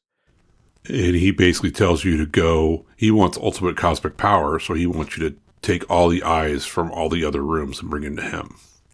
Yeah, he actually straight up says, I am Horin, Lord of the Dance, foremost of the incarnations. When my creators passed, I awakened. Rejoice, for I have chosen you to serve me in the greatest of tasks. Go forth into the world beyond and find the 9 other eyes. Bring them here, and they too shall dance to my song. With your assistance, I shall fulfill my glorious destiny and bring order to the universe. So he basically like waits for everyone to get charmed, shows up, and explains how the dungeon works. Which I kind of like. I kind of... It's great. Because it's such a weird dungeon. I think the designer for this kind of knew that this is such a weird dungeon that you needed that type of intro for this. Yeah, because there's this whole thing about it where you're like, well, wait, why do they want the eyes in the first place? What's going on? And, this basically it's like, you don't have to think about that. Yeah, so he says, go get all of the eyes, and then you're all charmed, so you'll try to do it, and as soon as you leave the room, the charm goes away. So the players will all leave the room and be like, okay, what do we do about that guy that just charmed us all? Like, do we go to these other rooms? Do we go back and kill him? Like, what do we do? Yeah, what are we doing now? And I also just want to say there's a section for each of these incarnations. Not gonna go like too into the stats, like whatever. They're HD 9, 45 HP. And we said they have like level 20 wizard saves, but my favorite thing is that there's an identifying quote for each of these. And I know that you can just fill in the like Kyle mentions fighting games on this podcast, but like it reminds me when you beat someone in a fighting game, the like quote you have when you win. That's all I can think about. So his quote is charmed, I'm sure. And then there's a troubleshooting section. Also, we didn't talk about the Sentinel. Right. Yeah, I was thinking we need to talk about the Sentinel. I totally forgot about that. Okay, so that is in the beginning, right? It's in this room. It's in this number 2. So, like, basically when you enter the room, there's a Sentinel. There's this, like, big armored thing. And then at some point in time, the PCs are supposed to notice that it's gone. Right. So each of these, so there's Sentinels, and it's like a Gundam that is like a small Gundam that a Beholder sits in and pilots. So the PCs, I don't think can actually pilot it because they're not Beholder. Well, there are rules for PCs to pilot it, but it's heinous. So it's like they can, but it's really hard. So yeah, basically think of like tiny Gundams that are made for Beholders to pilot is kind of what it is. But the PCs are supposed to enter this room and notice it, and then Shazogrox comes in invisible and then gets in it and leaves with it. So the PCs are supposed to see it, and then they'll later be like, wait a second, the Sentinel's not here. What happened? And then they will find out what happened later. Yeah, what happened to the Sentinel? Now there is a troubleshooting... The foreshadowing. There is a troubleshooting section that says, like, what to do if the players aren't all charmed. And it just basically says the incarnation shows up and tries to charm you or attacks you. And it says, like, if the PCs don't notice the Sentinel, because he wants to set that up for the next chapter, he says, like, do it in another room. You just keep moving it. Like, you'll eventually do it. There's basically sentinels in each room. Yeah, and you have an opportunity to do that. At some point, you should just remember that Shazogrox takes one of them. All right, now we're on to the next room, Chapter 4, Room 3, on page 24, of All Wild Beast. So this is the Charm Monster room. So this room is a massive jungle. So just remember that, like, this is a cube, and every side of the cube is 2 miles. Right. This is a massive jungle. And basically all of the monsters here have been, like, repeatedly charmed over and over and over again. And the incarnation for this is the Beastmaster. He's over 6 feet tall, hugely muscled, a fact that he makes no effort to conceal. He wears only a loincloth and a large amulet affixed to his chest. The amulet contains the Beholder's Eye. So basically, like, Conan the Barbarian, Tusk from Killer Instinct, the Beast. Wait, is it the Beastmaster? Isn't that an 80s movie? Am I being dumb? It is. It is an 80s movie. The Beastmaster. Does he have a... Oh my god, it totally does. When did this come out? I have to... Okay. You know, it was... Yeah. 1982. So that was way before this. I remember watching that on HBO so many times. Yeah, I mean, I've seen this movie a bunch. Yeah, this was on HBO all the time. Why was this on HBO so much? Because that's where I saw it, too. Because it was probably cheap for the royalties for it. So, like, if they played it, they didn't have to pay too much for it. Right, and I remember being a kid, and I was like, oh my god, he has a cat and ferrets? That's so cool. Right, and he could talk to them, and he's got a sword. I mean, this is great. So anyways, the Beastmaster looks kind of like the Beastmaster. So this is kind of interesting because you fly in and it's a massive jungle, but there are multiple arenas. So they're kind of like Roman Colosseum type things, and it says that each of them is set for a different type of combat. So there's like one that is like for aerial combat, so there's like all these nets that you could climb in, and then one that's like naval combat, so it's flooded. And he shows up. I guess. Oh, this is the one where the apes kidnap you, right? So you should also talk about, like, these cubes are sort of interesting in that there's ground on all sides of the cube. So, like, when you enter it, everywhere that you look, there's land in a cube fashion, which is sort of an interesting sort of way. And, like, you have to sort of describe this to your players that it's almost like you're in what's the dream movie?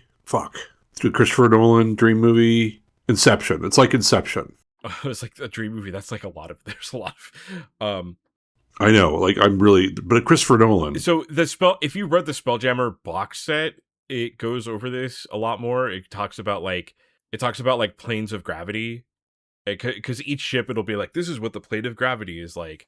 But essentially in this, like, gravity doesn't work the same way that, because Spelljammer is based off of like pre-Newtonian physics, right? It kind of has like a little more fantastical stuff happening. So right. Each face, like, imagine you're inside of a cube and you're walking around, and each face has its own specific gravity. And you could walk from one side of the cube to the other. And when you're on that, when you transition, you like move gravity planes to the next cube, to the next line, essentially. Right. And there's like a few rooms where that's a little different, but it tells you about that in each room. So like, but yes, this is basically like, it's a cube, and on the inside of the cube, there is massive jungles on every single, like, up, down, left, right, and each of the faces has a special arena in it in this room. This one is a little weird because the Beastmaster has ape companions that this is the one they eventually just like kidnap you, right? Please. Yeah, the idea is that, like, they're supposed to kidnap you. Yeah, luring the PCs to the ground is left to the DM's discretion. They basically want to fight the Beastmaster in one of these arenas, or more than one. Eventually, the PCs will arrive at one of the Beastmasters arena either by accident or by design. 4 of the arenas are a little more than open. Okay, yeah. Eventually, the Beastmaster and his minions locate the PCs. The Shikura, after the PCs had a chance to explore the main arena, if the players show no interest in the buildings, capture them quickly to keep the plot moving. So it's basically like, if the PCs mess around and they don't go to the arenas, because it also says, hey, this is a good room for the PCs to get like food and water. And your wizards can also, because there's all sorts of crazy plants in this jungle, your wizards can also get material components and stuff for potions. So this might be a room that your players come in and mess around and not do anything in. So it's basically like just quickly like move the plot forward by having the Beastmaster approach. And he actually says, the Beastmaster shouts out, "Ho, new creatures in the forest! What fine sport you'll make! Come, let's go to the arena, and I will allow you to fight for your freedom." And then it says 4 huge apes carry each PC. So like giant apes just show up and grab you and shove you into a prison. If you don't explore the arenas. Because if you go to the arenas, guess who's going to be there? Yeah, he's there to fight you. It essentially says the PCs, they'll be stripped of their weapons, clothes, etc. And then the Beastmaster will leave you for an hour, and then he will come back and say, here's all your weapons and armor, fight me. And then you have to fight him in glorious battle. It is an interesting fight in that the Beastmaster, you have to decide, the Beastmaster decides who's the strongest, and he's very wary of that person. He just guards against them, but he attacks what he considers the weakest person on the party and tries to kill them. Yeah. So, the other thing that I really like about this is, like, eventually your players are going to kill the Beastmaster, and it says, like, once you slay him and you get the crystal, the charm monster effect doesn't work in this room anymore. So all of the, like, you could describe, like, all of the animals and creatures around just start, like, going berserk and killing each other because they're no longer pacified by charm.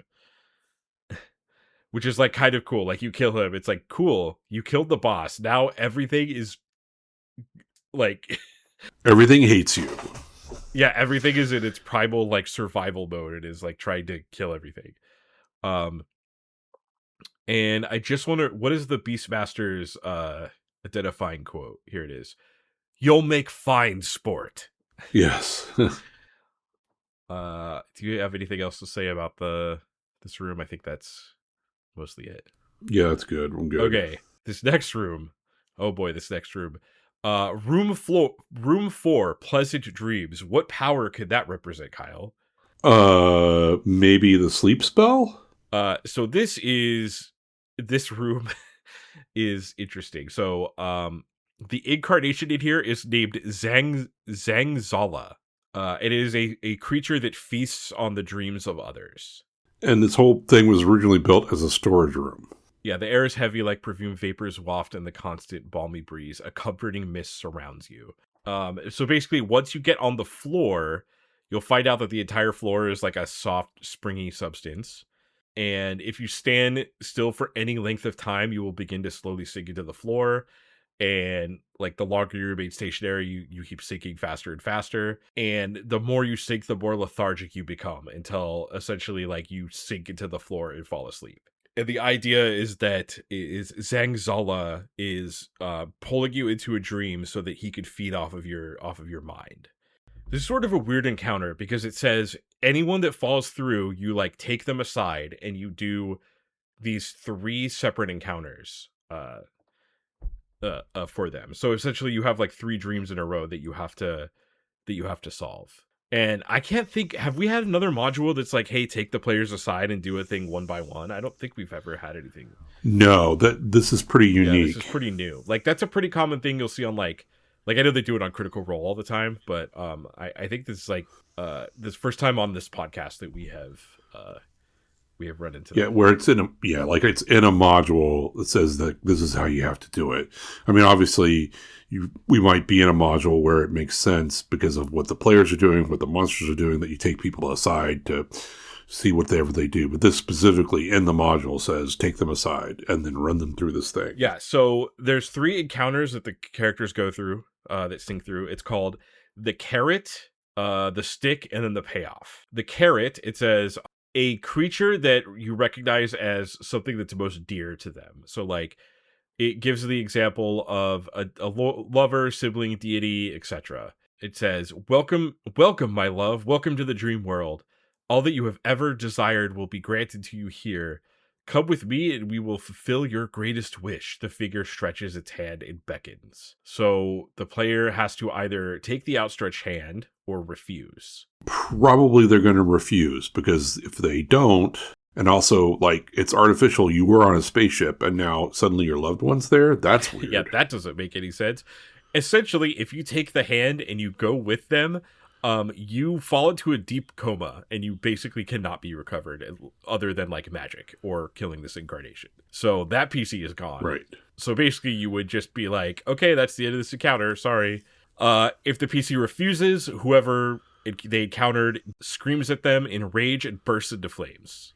And they get to go to the next encounter, the stick. So the creature is an object of the PC's deepest fear and loathing. So I guess you might have to, if you don't know what that is, as a DM, if you don't know what that is for your PC, I guess you might have to ask them like, hey, what is the object of your deepest fear and loathing? Well, yeah, I mean, you are separating them and doing these encounters one at a time. So yeah, during that process, you can go like, well, what do you think your character would do? But essentially, you get in this encounter with this PC, with this monster, and whenever the player attacks, they're always successful. And they always cause like a really serious wound. And if the PC wounds the monster 3 times, they're surrounded by a cheering mob who carry them away to another town. And the character is given everything they ever wish, and they're revered as a hero. But you're also in a deep coma and trapped forever in the dream. Whereas if you refuse to strike the enemy will attack 3 times, and it keeps coming closer to hitting, but each misses. And then after the last attack, it bursts into flame. So you're not supposed to attack it. You're supposed to let it attack you 3 times. Right. Which is like, that puzzle is a little harder to get to than the previous one. Like the previous one's like, obviously, don't take the hand. I don't know. I'm very curious how many things just are like, well, I'm going to kill it. And they were in a coma. Right. I attack. I mean, you're also like, at that point, do you have dice? Do you want to roll dice to do that? And like, okay, you're the DM, like, oh, you missed. It looks like you missed. So you could decide like how quote unquote real you want to make They this. also might detect something weird is going on if they roll like a 1 and your DM's like, yeah, you cause a serious wound. It's like, Right. You hit. Something's going on. Strangely, you hit. I'm going to stop attacking now. Okay, so the payoff is if you get through those 2 things, a soft, eerie voice comes from all directions and says, congratulations, mortal. You have done well and bested me in my 2 challenges. Your reward is the granting of a single wish. Choose wisely and tell me, what is it you most desire? This is obviously also a trap because you're in a dream. There's only 2 right answers. Yeah, anything you wish for is not real. So if you're like, I want 5 billion gold, you're not getting it. You're getting it, but it's not real. So you have to either, the idea is that you wish to be let out of the dream, or you wish for the incarnation to die is the other one. And he will grant it. He will actually kill himself. So yeah, whatever you say to him, he will do. But if you wish for anything that's like a physical object, you're just going to get it in the dream world and be in a coma forever. So my favorite... So that's basically it. I do have to find, what is his identifying quote? I can bring you peace, joy, love, whatever you desire. You have but to embrace me. The staging advice is the best part. Oh my God. Okay. What is the staging advice, Kyle? Play New Age music very softly, and you're supposed to speak very softly and like you're in a dream with New Age music. So my question when I read this was, what was the #1 New Age album in 1990? Do you want to guess what it was? Best. I've no. In what December year? 1990. 1991. 1990. Oh, 90. Yeah. Well, the top selling, I don't know about. Probably this. Enya or something. It was Enigma. MCMXCAD. Oh, okay. I remember that album. Yeah, it has the Enigma song everyone knows, the one that's like, Saz, dis-moi, boom, boom, boom, boom. It has that song on it. You know that song, right? Everyone knows that song. Yeah, everyone know. I know what that song is. Sad de moi. I don't even know what he's saying. But anyways, I just had to laugh. I was like, oh my god, it's like the one New Age song that I know. Your players are all going to freak out as soon as you start playing Enigma. Sad de moi. That album is great. I don't care what anyone says. Enigma for life. All right, room 5, ricochets. This is which room is this? Telekinesis. It's telekinesis, Kyle. I get to finally say that on this podcast. The Arcane constructed this giant room. This is the one. Wait, this is the one with Conundrum. That's right, Corundrum. Yeah, this is okay. So this is the one where everything is bouncing around. Yeah. Okay, so this room is weird because you're going to come into this room. So it's a giant room that the walls have telekinesis runes the size of buildings. And then they enchanted each wall with a permanent wall of force and protected the central crystal with another impenetrable wall of force. So the crystal in the center of the room that gives out like light, kind of like a mini sun, has a wall of force around it. And then they released thousands of 5,000-pound stone spheres into the room, and plugged the tunnel with a repulsion spell that only affects stone. So all of the walls have like telekinesis spells, and there's these 5,000-pound stones that are just bouncing around the room constantly. Yeah, it's like an asteroid field. Yeah, exactly. You're like in the center of an asteroid field. And Corundrum is one of these. He's just one of these rocks. Corundrum is the incarnation of this room, and it is essentially like a collection of these rocks that has become sentient around the eye. Right, it's a sentient rock. So, and he can cast Adeluke's telekinesis sphere at will. Is it Adeluke or Adeluke? I have never actually known. Adeluke. It's probably Adeluke. Okay. I don't know. Is he is it like, is he French? Yeah, I was gonna say, is he French? Is he Spanish? Do you say Adeluke? I always said Adeluke, but it's probably Adeluke. It's also one of those things that I realize I hardly ever say out loud. That happens to me in D&D a lot. Like, there's words that I have only read. And we have a lot of, like, I mean, you read Mordenkainen and you don't think like, oh, that's Mordenkainen. And then it's like someone says Mordenkainen and you're like, oh, that makes sense. Yeah, although that one's special because there's like Mordenkainen and Mordenkainen, and I think there's like an argument. It's like a GIF thing. Okay. But anyways, there you go. So you will eventually run into Corundum. I always want to say conundrum. Corundum. I know, you want to say conundrum too. And he Corundum. He will try to ambush you because he will essentially like try to look like a normal rock that's bouncing around, and then it will try to attack you.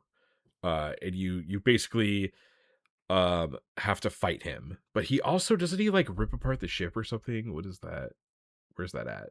Yeah, he wants to rip you apart. So his identifying quote is, "This kind of conveyance, this collection of items, I will dismantle them now. No, you cannot stop me, so don't bother to try."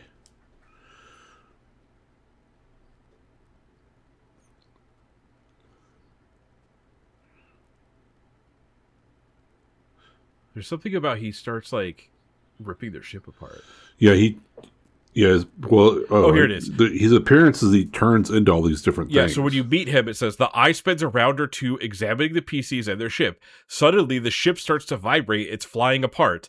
The masts pull up, planks peel back like banana peels, and ropes unravel into individual fibers. Living beings and magical items are untouched. This inflicts 1 whole point per round until PCs can escape, attack, or negotiate with Corundrum. So he ambushes you, and he uses his telekinesis to like rip your Spelljammer ship apart.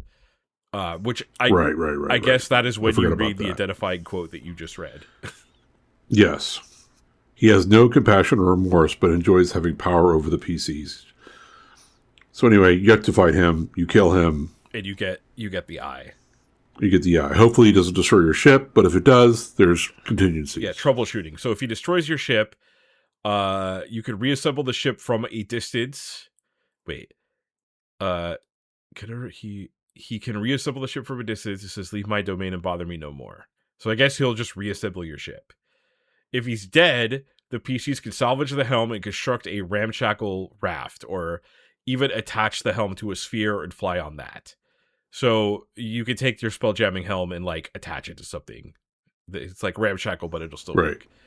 And then isn't there like, if this doesn't work, surviving PCs can climb the bottom? Yeah, there's some like wasp spelljamming ship. Oh, that's right. Okay. That someone had. Yeah. So surviving PCs could climb the monolithic tunnel entrance to return to room 1.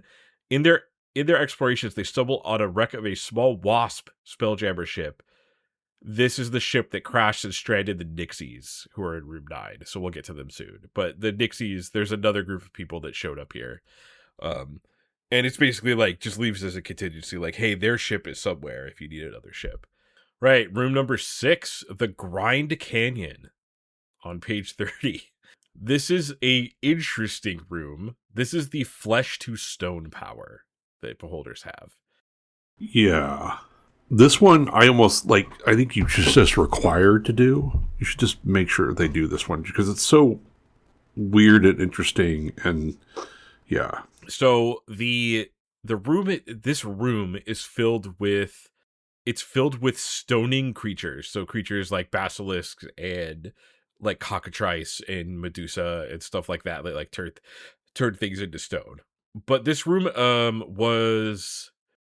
this room is filled with hardy goats and hardier goat herds. So it's filled with stone giants. Yeah, the idea is that like there's livestock here. So when the beholders needed food, the stone giants would be like tending their flock of meat. Or they would maybe eat a stone giant. They probably are fine with that too. But yeah, essentially like they put goats in here, and then they also put like people to take care of the goats. But when the Caesar all died, the stone giants and the goats and stuff were still here, and they kind of created their own little society in here. So the incarnation in this room is named Stenner, and Stenner. This is a strange one. So Stenner shows up occasionally. He resembles a huge beholder, 15 feet in diameter, except instead of eye stalks, it has like rock pythons. So like kind of like a Medusa. It shows up and it like tries to turn things into stone. But the giants here are like have figured out how to fight him, and they're kind of like at a stalemate because they can defend themselves. So Stenner just basically shows up occasionally and tries to turn the giants to stone, and like maybe gets one of them, and then they like fight him off and he leaves. And this has been happening for 12 generations. Right. That's so insane. So for a dozen generations, our culture has been harried by a stone beholder that shows up and tries to turn people into stone. But they figured out how to fight him off with giant lead shields. Basically, they create like a barricade and then shoot missiles at him until he leaves. One thing that's interesting about this, and I kind of want to read on page 31. I kind of want to read that first box text. So one of the box texts in this room is, you hear a ping off the side of your helmet, and your helmet immediately becomes heavier. Looking around, you realize that a small floating rock has hit you. When you take off the helm, you see that the top of it has been turned to stone, but as you watch, it gradually turns back to normal. The effect wasn't permanent. Yeah, so because it's like a flesh to stone spell, all the stones in here cause things to turn into stone when they get hit. Yes. Like the rocks will turn things to stone, but not permanent. Yeah, it does talk about like if you're on your Spelljammer ship and it gets hit by a bunch of rocks, it will turn the wood into stone, which might be problematic. But then it turns back to normal after a while. So that could be like like some fun role playing stuff to talk about. So basically, the way that you continue through this is it assumes that you talk to the giants who are friendly. They have no reason to like attack you or anything because they're used to this giant beholder trying to kill them all the time. And they will take you to their the first giant the PCs speak to is named Kolto, and he's cautious, but he'll answer any questions or anything about what's happening in this room. Oh, we should always talk about the snake that steals the sun. So they talk about that a lot. There's other rooms where the creatures will also talk about this, the snake that steals the sun. So, if you're running this module, I mean, it'll make sense later on, but if you're running this, you want to always sort of have them reference that. Yeah. So what they'll say is like to them the crystal in the center that irradiates light, that is like their sun. And every now and then a snake, which is like a giant tunnel, basically comes and blocks it. And they don't understand what's happening, and then it like retracts and the sun comes back. So from their perspective, there's like a giant snake that eats the sun and then it goes away, which we'll get into that later, but that's essentially like when the Death Star activates. Right. So yeah, essentially like you'll meet with the giants and they'll talk about how they fight Stenner, which is they have these giant lead shields that have like little lead crystal shields that they can like, it's stone and lead crystal provides defense against the gaze attacks. But they're too big for, you have to have 18/00 strength to actually hold them. So like the giants are probably going to join you, and when Stenner attacks, you're basically going to kill him or do something about him. Try to, because he does try to flee and all sorts of stuff. So my favorite thing about this is that it talks about Stenner's tactics. It says he likes to cough up inanimate object to stone rocks to hit a character's armor or weapon, turning it to stone. And on the subsequent round, it coughs up a stone to flesh rock to hit the same target, turning it to leather. Imagine a PC's shock when his prized magical sword turns into something like a leather belt, or his plate mail +3 becomes non-magical hide armor.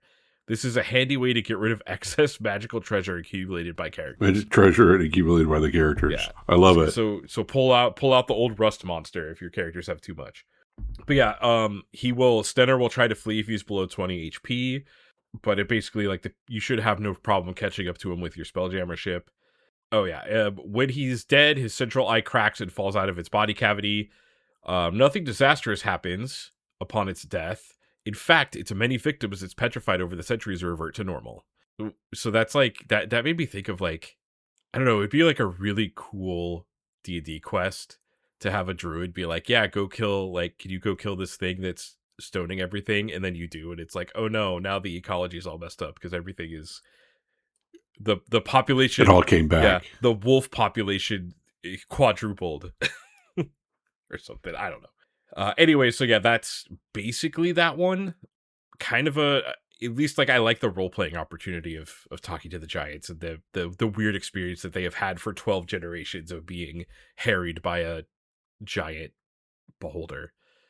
I just like you have an interaction with the stone giants and they're like tending their flock and there's just all this stone stuff going on, and so yeah, I think there's a lot of fun role-playing stuff like Kyle said, and yeah, it's a neat little, I like this room a lot. That's a fun like role-playing thing for me, is when the D&D players show up, like the PCs show up and they're in a town or something, and there's something bizarre going on, but it's completely normal to the citizens of the town. Yeah. They're like, oh yeah, sometimes the snake comes out and eats the sun. It's fine. And you're like, what are you talking about? Like, what? Yeah. That's bad. Yeah. Oh yeah, we just, we farm and we have goats, and sometimes a giant beholder tries to turn us to stone. It happens all the time, but we fight it off, and it's been happening for 12 generations. So yeah, just any sort of like encounter where PCs talk to like NPCs where something bizarre is happening, but to them it's normal. I've always loved that. All right, the next room 7, emptier than empty. What power could that possibly be? Emptier than empty is disintegration. So there's There's hardly anything here. It says no incarnation rules this room. In fact, there's almost nothing here because this is kind of like where they threw all of the garbage and just got rid of it. So this is like a disintegration room. The only counter in this room is the eye itself. It basically it sees you. It's about the size of a soccer ball, and it disintegrates everything in its path, and it flies towards you. And it's kind of like fighting a sphere of annihilation.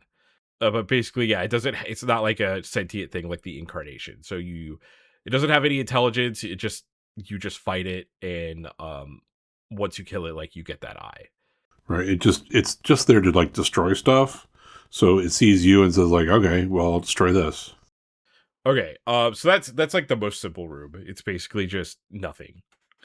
It actually says this room is equivalent to one of the empty rooms in conventional dungeons, with one difference. The room is dull but still dangerous. Yeah. You can't touch the walls or you'll get disintegrated. All right, Kyle. Page 34, Village of the Damned. This is my favorite room. This is the fear room, full of fear. I think this is a very creative room.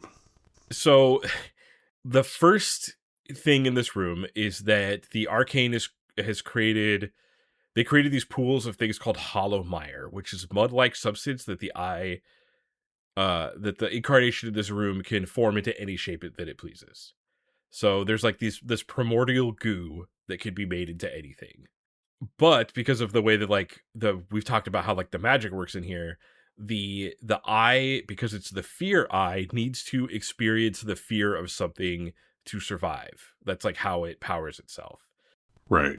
It's the whole, magic discussion we were having earlier. So when the eye became an incarnation, it called itself Ikok. Ikok, is that how you say it? I-K-O-K? Yeah, it sounds a little dirty though, but Ikok. it is Ikok. Yeah, Ikok. Yeah, that's like, I was like, really? Whatever. Did someone, that's one of those things where someone just, it seems like they wrote it out and then later on they're like, shouldn't you say that out loud?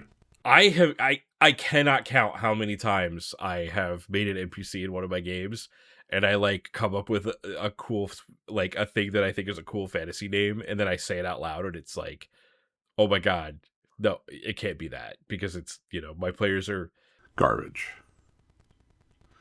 Yeah, that's bad. He has a different name now. So anyways, I'll just say Ikok.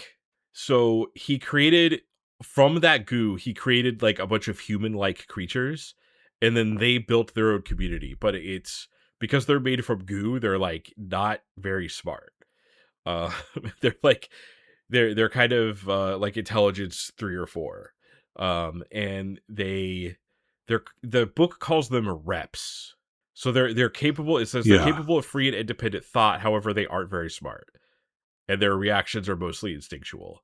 So, right, because what the incarnation cares about is basically having them intelligent enough that they feel fear.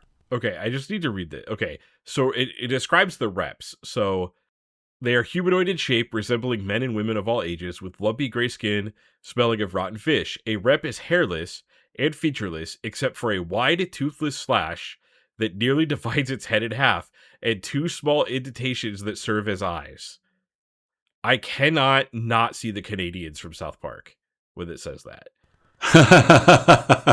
Because it's like 2 beady eyes and their head is like divided in half. It's like exactly the Canadians from South Park. Yeah, that is awesome. I didn't even think of that. I didn't make that connection, but that is totally true. It's like the reps are Canadians. Yes, so the reps are Canadians. Like 19 years before South Park. Or no, I think this was 16 years before South Park. So yeah. And then it's funny because on the next page it has art of them and they kind of look like the Martian Manhunter, which is not what that just described. Right. But like I cannot not they look see like them Martian as Manhunter from South Park. And the picture even looks like there's like a Martian Manhunter that has changed into something and is attacking them. It's like, what is going on? So this is the first room that actually has like descriptions of things. It's like, yeah, here's the forest, here's the village, here's the brown pools, here's the clearing. But what's happening in this room is that these reps live in like normal villages that have like huts, and you know, they have some sort of semblance of like some sort of culture, and Ikok like randomly shows up and scares them repeatedly, and to the point where like they will freak out and run away, and then they will like recover and then be fine. And what's also fascinating about this is that, like, you know, all of the reps are sort of doing human behavior, but they're not human. And like they make food, but it isn't really food. They eat it, but they don't. It just dribbles down their chin. So they're doing all of these things. They're cutting down trees that are Hollowmire that are like not really wood, and then they're constructing stuff out of it, even though it's all the same material. It's like kind of, to me, it's like this sort of, you know, this really interesting encounter where, you know, you describe all of this going on. The players are like, this is so weird. Because like, if you don't introduce the incarnation, which I don't think you want to, like, you just have this setup, and for a while they're just walking around going like, what is going on in this room? Yeah, because the incarnation, he hides as he like tries to look like one of the reps, and then he scares them. Yeah.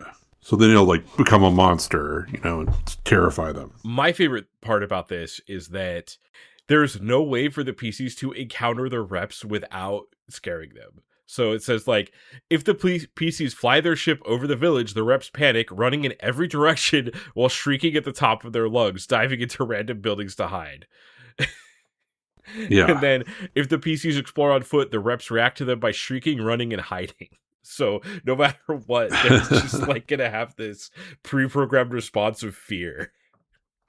But they don't really, they're not like sentient. They're just like these weird like punching bags that just feel fear repeatedly. Right. And they're doing all of these, like, I just love the fact that they're like, oh, I'm going to make my bed, or I'm going to do all these things, like normal human things, but they're not, there's no bedding. It's all the same material. Like, they're made out of the same material as all of the things that are around them. So it's just fascinating. And then, yeah, all of a sudden a monster will appear, or things will like move around, and then they get scared. And, you know, it's like, oh, you're like, oh, yeah. I guess this is the fear room. Yeah, in Ikok, he basically can control like all of the goo that all of the stuff in here is made out of. So he can turn a house into like a monster house, or like whatever thing that you call your imagination could go wild with the fear incarnation tries to do to people. This is a really there's something about because it gives you a bunch of examples, like use your imagination in creating like incidents, but it says a brown rep in the shape of a child or adult suddenly explodes. This isn't a real rep, but a fake creature made by Ikok. The explosion causes no damage. So one of the rep children just explodes. Explodes. My other favorite one is a chicken or other common animal made of brown Hollowmire suddenly attacks a random PC. Its head swells to an enormous size, 10 feet wide or more, as it snaps at its victim. Then the animal disappears. Like, this is like crazy. So it's, like, it could be a combination of like Looney Tunes and utter terror. Yeah. It's like oh yeah, so the other thing is that the weakness of the reps is that they cannot be around water. Like, if it says like if a drop of water touches them, they turn into like mud again. And the important thing is because phases 2 through 5 are crystal dams. So in this, so basically there's like the village, like where all the reps live on the bottom floor. And then phase 2, 3, 4, and 5 have a clear crystal window on the entire face, and behind it is the roar of a raging ocean. And because the ocean, like the gravity goes towards the face, the water, you know, settles. Like, I don't even know how to explain this because it's like 3D, and I'm like using my hands to do it. We're on a podcast, but the gravity pulls towards the face, so it's not like the water is trying to rush through, but right. Yeah, but it says It's millions. very strange. The crystal serves as an immense dam restraining millions of gallons of raging ocean. So you can break those, and then if you break all of them or break enough of them, you get a whole different outcome. Actually, no, I was wrong. I'm sorry about the gravity. Yeah, it explicitly says the gravity doesn't work like other rooms. The water actually pulls towards the phase 1. The arcane created these dams to strike terror into any creature on phase 1. This happens because the gravity here differs from the other rooms of the Hive. Instead of pulling down, gravity pulls towards phase 1. So there's the dams and then the water behind it. And the water is actually pushing towards phase 1 instead of pushing away from it like it would be in the other rooms. That's right. And yeah, so there's a couple ways, like it has outcomes, because this is like a pretty open room. Like there's a couple ways to deal with it. So one, because Ikok hides as one of the reps usually, the players can try to discover which one he is, expose him, and it basically talks about you can try to fight him that way if you expose him. Because he feeds off fear, that's like his main thing. If you try to attack him, he will like try to escape and come back later polymorphed as another rep. But if you break open the dam, yes, and as I mentioned, all of the reps turn back into mud if they get wet.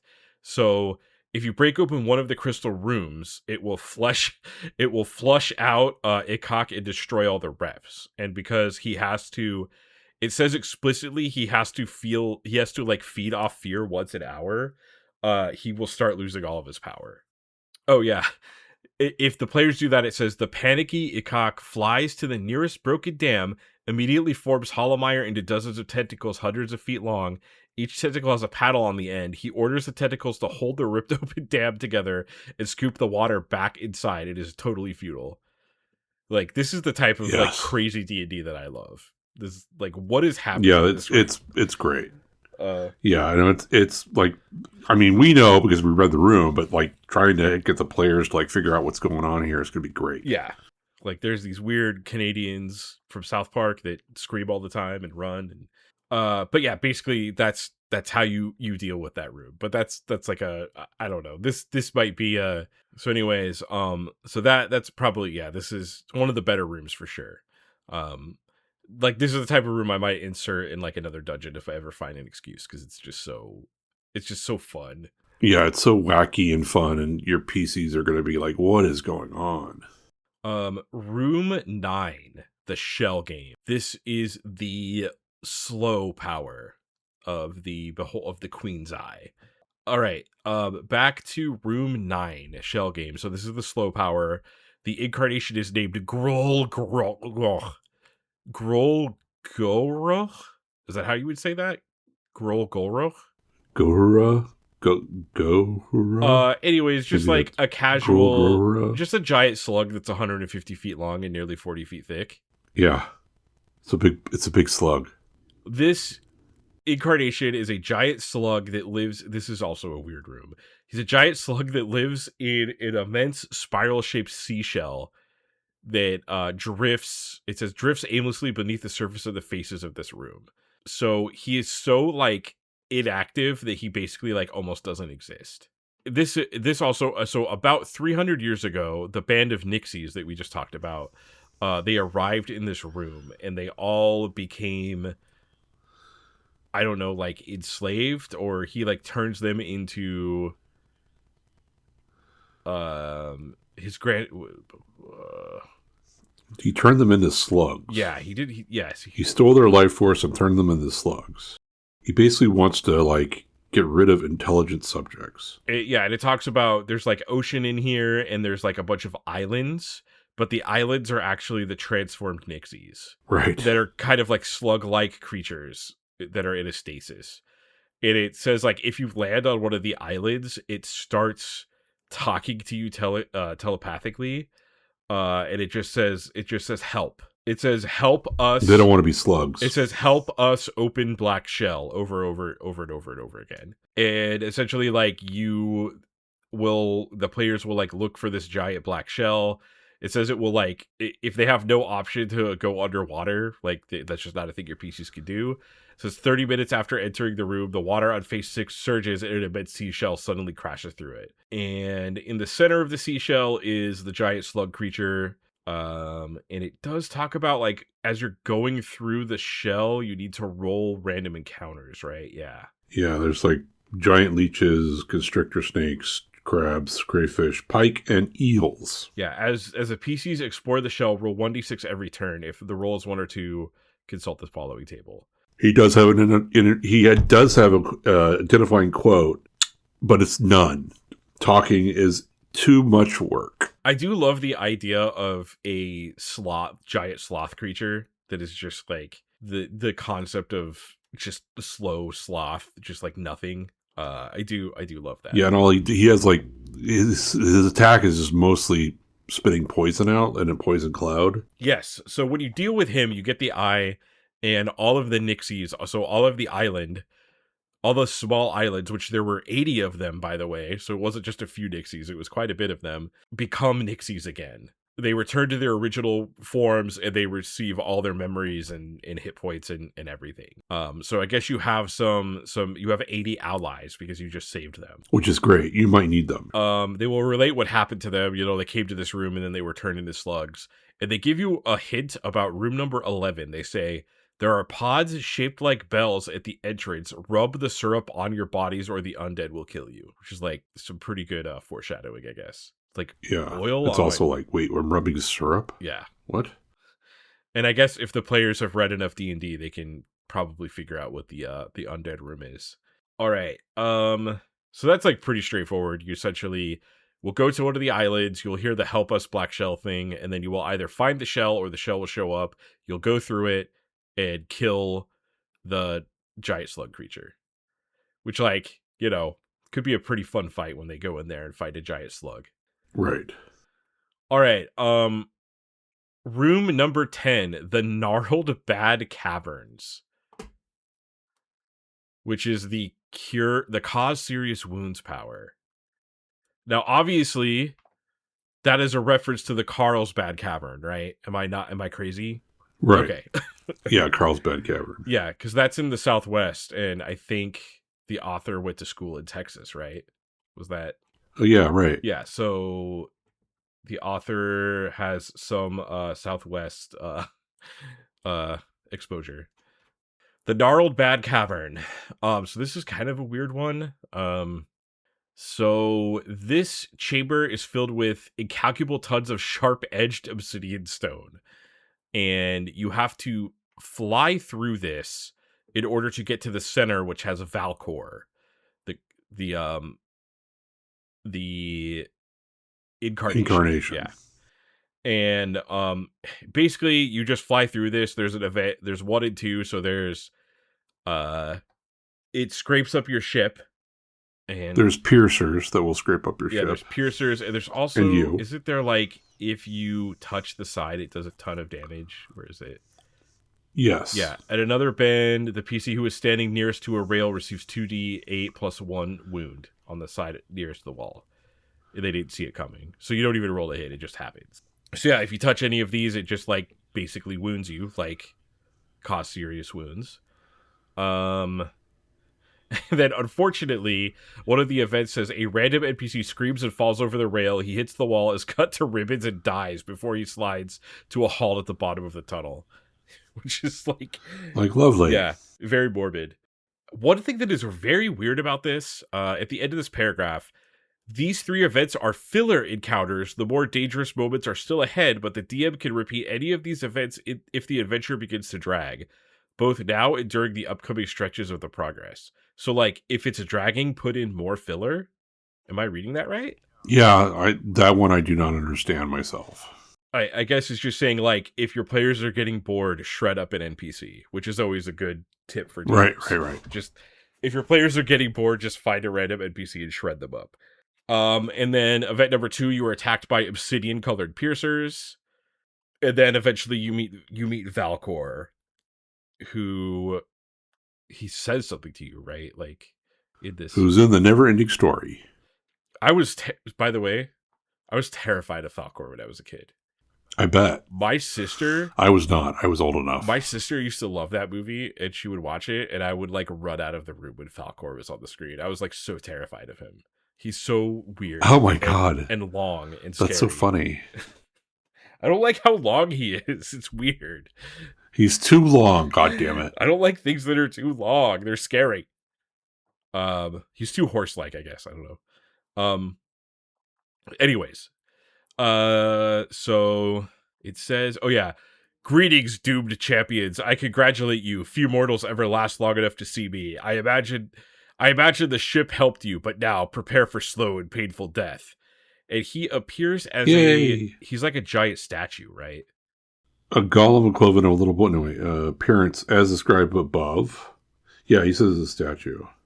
Yeah, a huge obsidian statue of a handsome man. It's 40 feet tall from head to waist, and the waist is the statue's base. The legless statue is carved from obsidian, with sharp corners everywhere, with the beholder's eye on its forehead. So it's a large, handsome man that says that to you.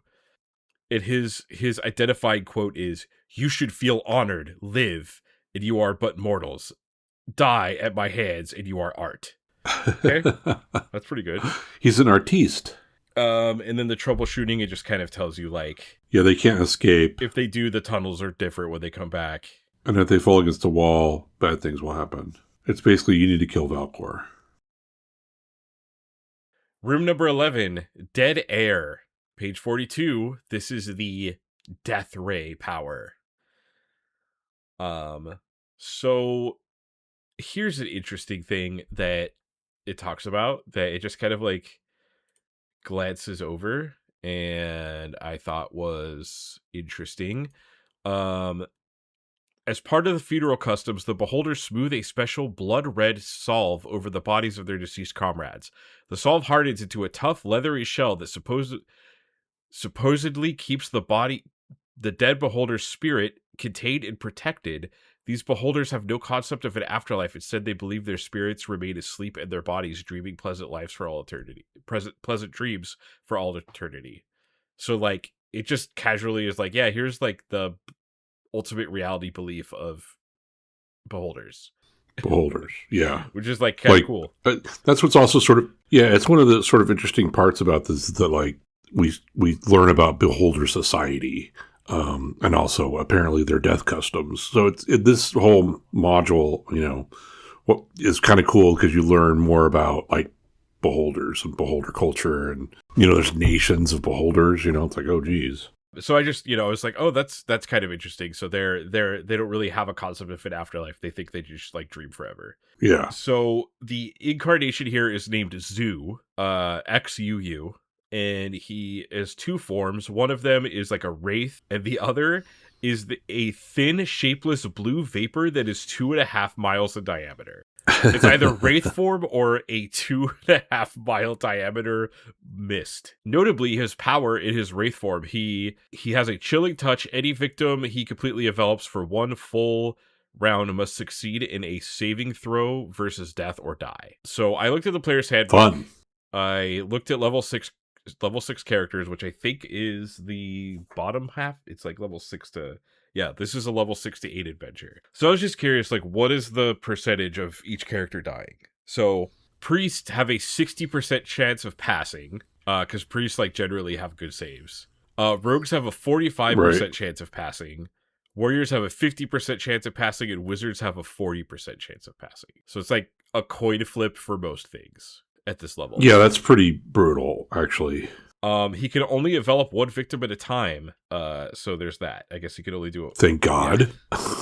All right. So this is the room that the Nixies were talking about, where they said you have to put the lotion on the skin in order for the undead to not attack you. It's garlic syrup.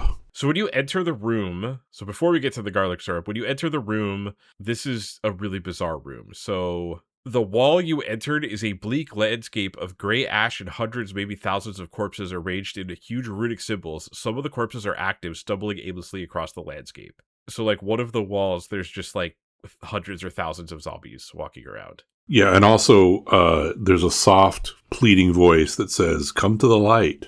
Come to the light." Yeah, and then above you, directly above you on the 6th wall, which is going to be like directly overhead. There's a pyramid of glowing red stone in the center of the wall. So yeah, your players get... It's fine. Yeah, it's fine. Just come to the light. It's fine. Come to the glowing red pyramid in the undead room. Obviously, the voice is Zoo talking to you.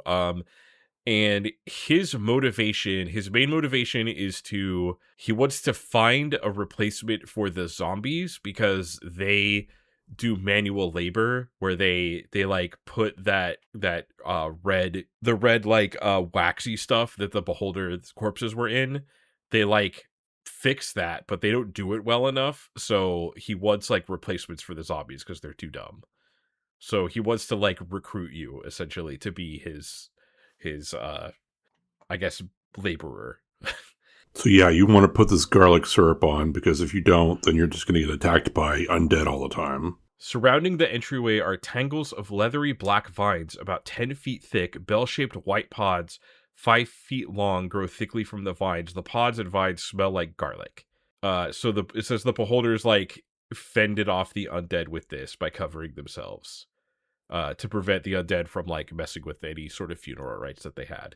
And the Nixies will tell you, this is what they were talking about in room 9. So if you met the Nixies first, they will tell you to put this on. So there's a random encounter table, and basically if you have the syrup on you, none of the undead will come at you in this random encounter table, which includes wights, ghouls, zombies, and skeletons. So this tells you like per face what the encounters are like. So faces 1 and 2 are abless dead. Yeah, and then there's red spheres, which are basically the Beholders. There's like a chance that you might have a Beholder zombie.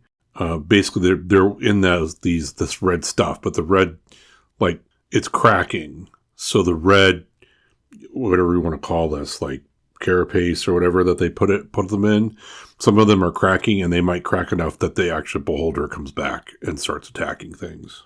Yeah, there's a 20% chance any given Beholder corpse has cracked or chipped. And because of like all the undead stuff in here, they become Beholder zombies, which is going to be fun to deal with. And then their phase 4 is the Black Doom. Random encounters do not occur on this face.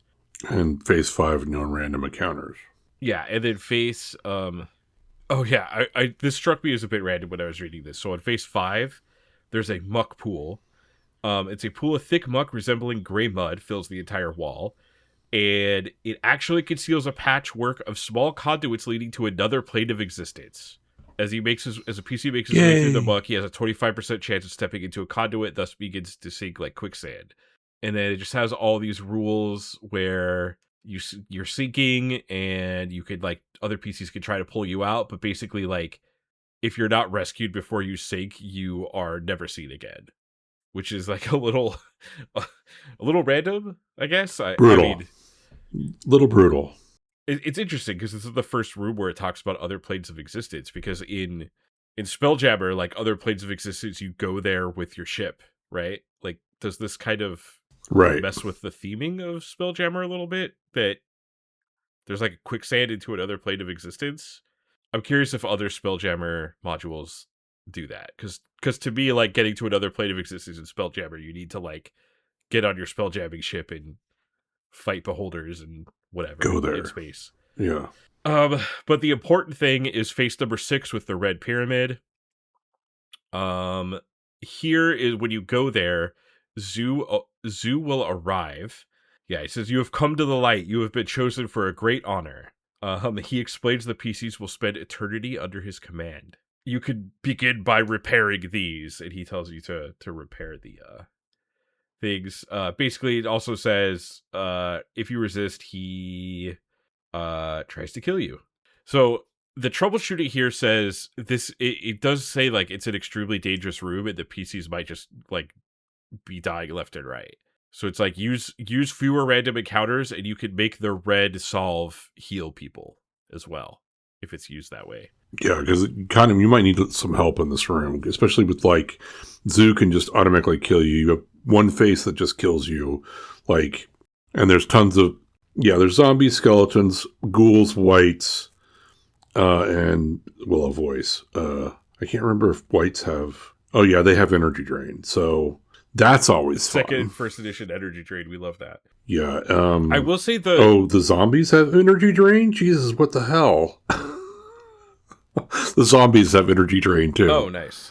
Yeah, they all have energy drain. What the heck? I will say at least the danger here is telegraphed. Like the players they'll walk into this room or fly into this room rather with their Spelljammer ship and see like the ground filled with zombies and be like, maybe we shouldn't get off of our ship and walk around there.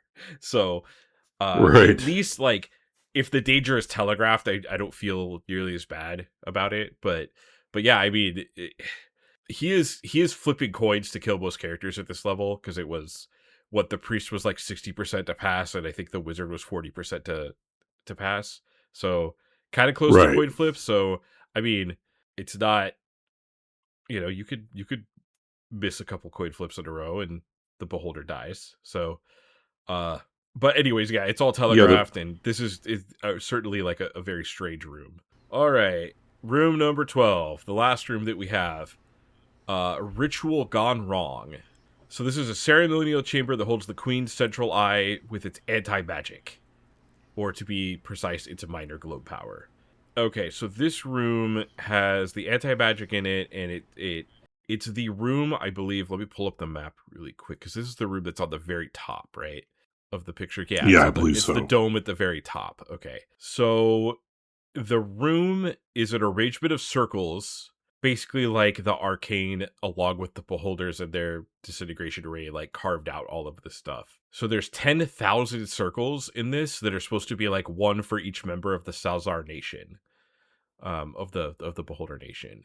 And then there's a thing about so the PCs here, there's amid the flat expanse of circles, there's a partially disintegrated stone beholder, which is very strange because it's like, why is there a stone beholder here? So this says that what essentially happened is that when the weapon was activated for the first time, because the arcane built this for these beholders, but they were like, we need to do something about this giant Death Star weapon that we made. This is too powerful a weapon for the beholders to have. Yeah, so the first time it was activated, it turned all the beholders to stone that were in here. It telekinesed them into the interior of this room and then disintegrated them. And then sucked out their life force to power the Queen's Eye.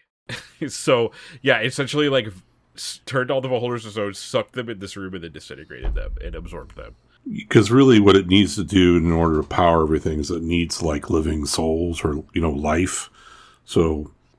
which is sort of funny that like the Arcane built this thing and they're just like, okay, yeah, you guys just stand around here and activate it, and they like leave. Yeah, and the beholders were like, well, we're gonna go find this like world of people to sacrifice, and then they activated it and they all got destroyed. And then now there's a Death Star flying through wild space that's uninhabited, and it essentially is like, yeah, if the PCs try to this one is unique in that the Queen's Eye is actually inside of the crystal in the center of the room. And essentially, since it's like an anti-magic thing, only beholders can get to it because they can levitate to it. Whereas, like, if you try to fly to it or something, it's not going to work. Right. And then I forget, that's where, like, Shazogrox is waiting, right?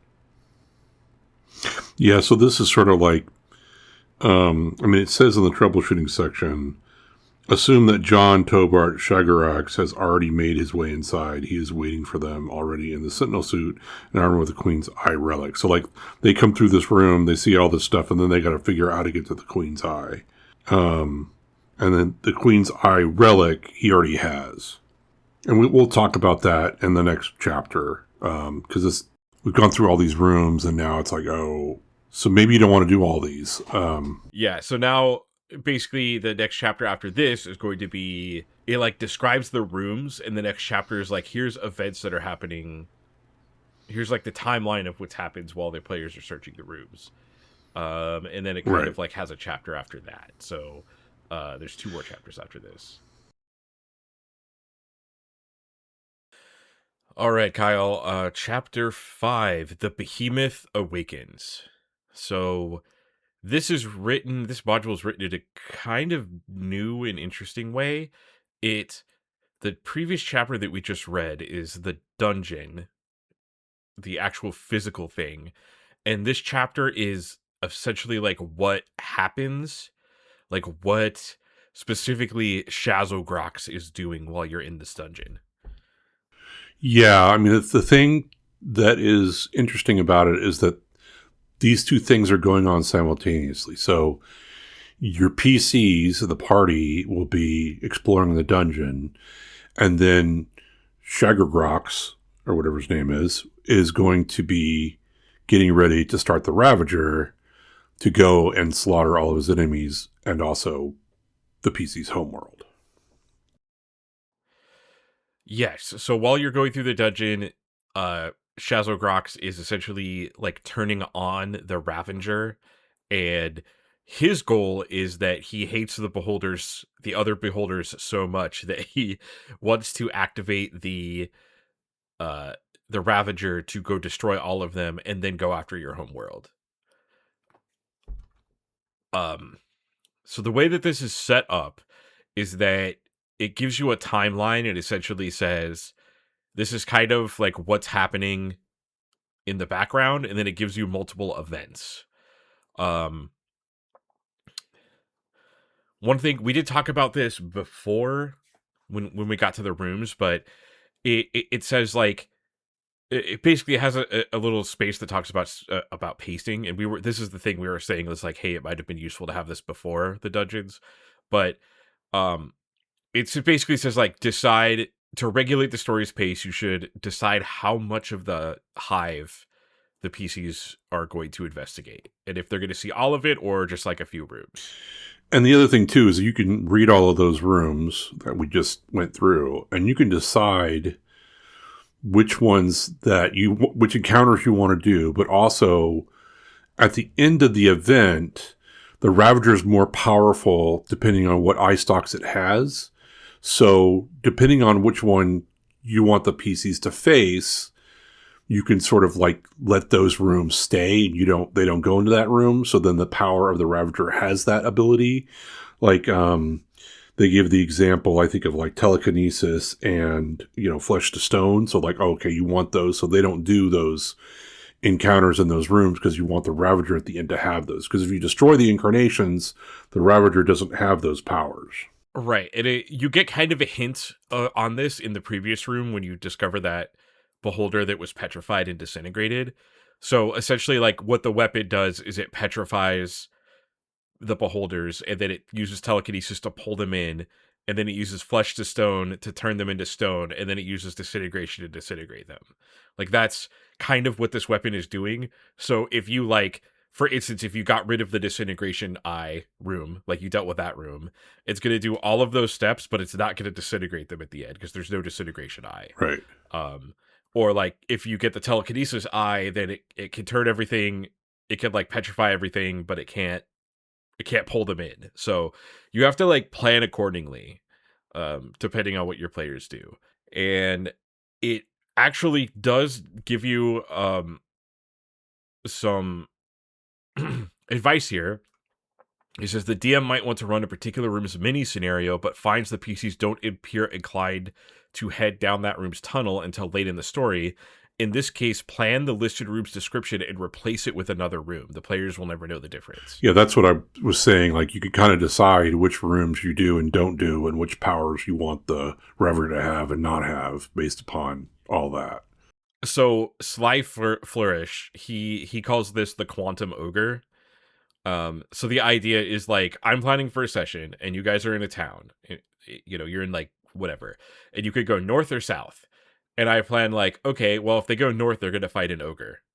And then you guys play and you go south. And I'm like, well, I'm just going to put the ogre encounter there anyways. Like the ogre was always north and south, but the players didn't know that. Right. So how do you feel about, like, people have some feelings about the Quantum Ogre. Let me tell you. How do you feel about like swapping around the rooms? The DM swapping around the rooms. Do you think it like, how do you feel about that? It's weird. Like, I don't know. It's okay. I think it's one of the problems I find with this kind of stuff is that, like, you have all of this stuff that's written, and if you go through the module and you decide you're not going to do parts of it, like, then why did you, I don't know, it's kind of a weird piece. Like, we have so many completionists that we know that want to do everything, right? So, like, and, I guess it's just normal. Like, you want your players to go through all these encounters on some level. And then, the other thing too is that, like, some of the Flesh to Stone one is really kind of an interesting encounter, an interesting room. And now, because, if you don't include that room and they don't go destroy it, then part of the encounter at the end becomes a little less interesting and not as difficult. So you're kind of in this weird situation. I'm almost like, I would just decide that maybe do the rooms that you want to do, or even do them all, but then at the end you can just decide that, like, some of the powers just work anyway. It used powers from something else to be able to use the Flesh to Stone or whatever. Because, like, you could do some hand waving there. Speaking of quantum ogres. So like, it kind of depends on what you really want to do. If you want to go with how it's written here, it's kind of like, I don't like the idea that there's all these rooms that you're not going to do and these encounters you're not going to do that are actually pretty interesting. So that part I find, kind of hard to digest, I guess. I guess if I was running this, and granted, like, every single module that everyone runs, they're going to adjust to what their group needs and what they need. Like, running a module like 100% rules is written is not, like, that hardly ever happens. And I think it would be, if they want to do something like this in this design, I think it would be more interesting, at least the way that I would think of doing it, is to have the players discover how the weapon works very early. Like, for instance, in the room that the Arcane built that lets you go into room 2, like that little sub room, like, I don't know, put a schematic on there that, like, allows the players to figure out exactly how the weapon works. And then that way, like, they would have more agency because they can make decisions on, like, what part of the weapon they want to disable. Yeah. Right. And you could, like, I would probably just be like, let's say I'm like, okay, you have enough time to do 4 rooms.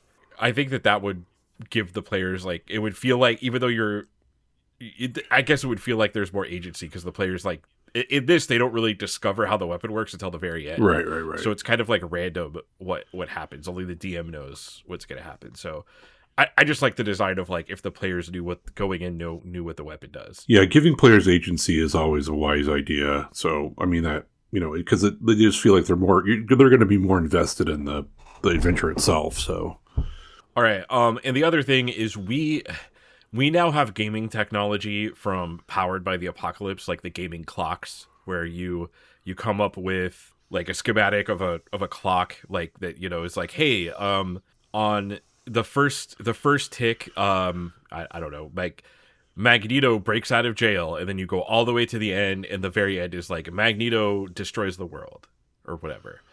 And then every time something at a certain time, you would tick it up, like, when you need to. This is, like, I feel like kind of, they didn't have this technology yet in 1990, but I feel like this would have worked better for this. Yeah. So essentially, we're just gonna go through the events.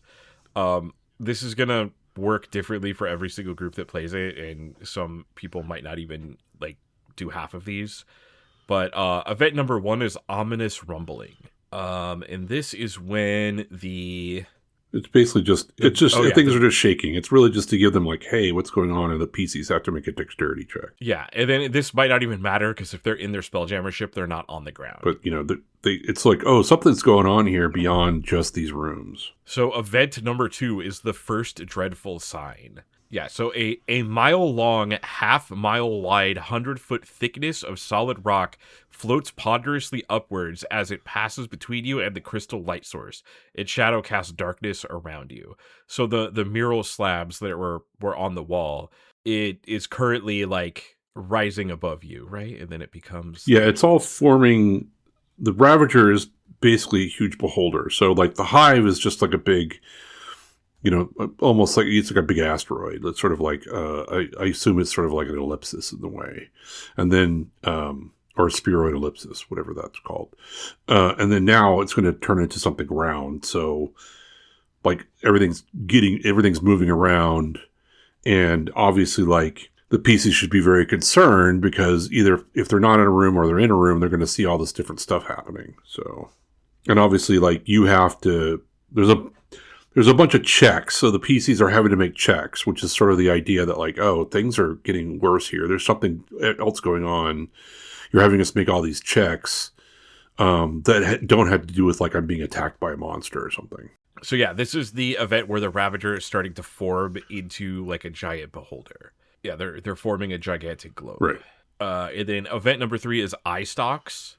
This is where the tunnels slide all the way down and just... Yeah, this is what is kind of going on in the rooms when they say the snake that swallows the sun. So, like, it's using those... the tunnels are basically the parts of the room, and then it sort of grabs those pieces, and it's going to now use those to make the Queen's Eye. Right, because they use it as a power source. So whenever this is activated, the people inside of the rooms see the tunnels come into the room and surround the crystal, and then use it as a power source. So that's why they're like, it's the snake that eats the sun, because it's a tube that envelops the sun temporarily and then goes away. And like the PC's going to make a decision when they see the tunnel to go through the tunnel, like to follow the incarnate, well, basically the parts of the Queen's Eye that's going to the big Queen's Eye or whatever. So they can make a choice if they want to, like, go into the tunnel. So there's a lot of rules about that. Like, how do you go, because the tunnels are big enough that the ship can go through, so they can, navigate with the ship, or, I don't know, they could just decide. You sort of give them the option to do that. One thing that I do want to point out about the narration here that's kind of weird, or that I found kind of weird, is I'm just going to read this. Suddenly you hear a deafening noise, deep scraping and cracking sounds like the start of an avalanche. As you watch across the chamber, a black tube appears out of one of the circular tunnels. No, that's wrong. The tube is the tunnel itself. That's really weird, because normally the narration in these modules is written to be, like, away from the players, right, in, like, an omniscient, like, non-judging, like, voice. In this, when you read that, it's like, oh, this narrator has insight into the player's, like, perception. Right. So that's like, it's just kind of like, I kind of tripped over myself when I read that the first time. I was like, oh, wait a second, like, the narrator for these box texts actually has, like, some internal view into the PCs. Yeah, it's kind of weird. Like, you're not really describing what's going on. You're describing the perception of what is going on, which is kind of like, what? Yeah, and the rest of this module, is not written like that. So it's it was a little bit jarring when I got to that part. Let's see, writing the tunnel. So there's just, like, some rules here for how to deal with the tunnel depending on where the players are. Like, if they're inside of it, if they're on their Spelljammer ship, it doesn't matter, because they can fly in the center of it. But it does reveal that essentially the globe now has, at the very end of this, the globe now has 10 long tubes sticking from it, 2 rows of 5. The whole arrangement looks like you don't even want to think about it. Which is another really weird. Another really weird one. Another really weird thing in the narration. Sorry, we should specify in the box text it says that, which is kind of like, huh? Yeah, so essentially the players should realize now that this is a giant beholder. It's a globe with 10 eye stalks coming out of it, and then all of those eye stalks eventually, like, connect to one of the eyes, one of the Queen's eyes. And then this is, like, there's 2 different things that can happen. So if this happens and the PCs are inside of the Ravager, it says to go to event 5. Or sorry, if they're outside the Ravager, go to event 5. If they're inside or they've climbed in it while this is happening, go to event 6. So it's kind of like 2 different things that could, like, your players could be 2 different places. Yeah, it's kind of weird because it's like, wait, how did they get outside if they were exploring the rooms? Because it just kind of depends on how you as the DM decide what's going on, like, and also the PC. So the PCs might say, like, well, screw this place. I'm going to go out. All this rumbling's happening and these tunnels are all forming. We're going to take the ship outside. And so it's like, oh, okay. Right, because you could just fly out with your Spelljammer. Right. Like, you could just leave. So, and also, I guess it depends on when the DM activates this. Like, the players might be outside if you do more stuff with the beholders. Like, I don't know, maybe you have the beholder fleet, like, show up and attack or something. I don't know, but Yeah, so 5 and 6 are the launch events. And so there's like an outside view and an inside view. Well, I guess we should talk about event 4, which is what's going on. this is actually an offstage event behind the scenes for only the DM. So John Tobart, Shazogrox, he's inside the crystal, and he's controlling the primary Queen's Eye. So he's reverted back to his beholder form. He levitated up to the crystal, and because he's not using magic, the anti-magic doesn't work on beholder levitation. He is able to get in there, and he's made his way into like the central chamber, and he's taking control of everything. It's like what's happening during this entire time. And then what he's going to do now is he's activating the Queen's Eye to power the Ravager, so that's why it's activating and pulling out the eyes. And then he will, he will once again activate complete the globe with the last remaining. Okay. Yeah, so he's basically launching the Ravager. And so depending on if you're inside or outside the Ravager, you get 2 different events. All right, so if you're inside, you go to event number 5, which is the launch from the outside view. And you essentially see... he uses the new spell, Improved Whispering Wind. So there's a new spell in the appendix. And he kind of... Shazogrox taunts you. Pretty much, yeah. Yeah, so it's like saying he's standing there in his sentinel armor. The PCs might not see this. If they're miles away, he sends the PCs a message using Improved Whispering Wind, a new 3rd level spell described in the appendix. I am most happy you survived to witness my triumph. I have this fine suit of armor, I have the Queen's eyes, and now, after so many years of study and researching, I am about to achieve control of the Ravager itself. I could not have done it without your kind assistance, and of course, I thank you. Now enjoy the fruits of your labors. Watch as I take the Ravager forth to obliterate my enemies. And yeah, he's willing to also answer any questions the PCs have as long as he gets to boast. So the PCs can also get some information here. Yeah, he's willing to talk to them. Yeah, so meanwhile, there is a... No, I was just saying he's taking the Ravager to attack the Beholders, and then he's going to go to the PC's homeworld after right, that. And basically, like, he's got that because he wants to use the Ravager to destroy it. He knows that there's an incoming fleet of Beholders from way back when we first talked about the attack, when you were just starting to get there to the Hive. You got attacked, and so you should know from that there is a fleet that's coming. So now he's going to go and attack that fleet. Right, because Beholders are the most racist, so they hate other Beholders. Yes. And I don't know if it's this chapter or the next, but it does say that the speed, because the Ravager is so big, it moves at like half the rate of a normal Spelljammer ship. So like catching up to it with your ship is not a problem. Right. So if he starts moving away, it's not like, oh, we can't get to him. You could, if you're reasonably close, you can catch up to him. Event 6, we're going to talk about that.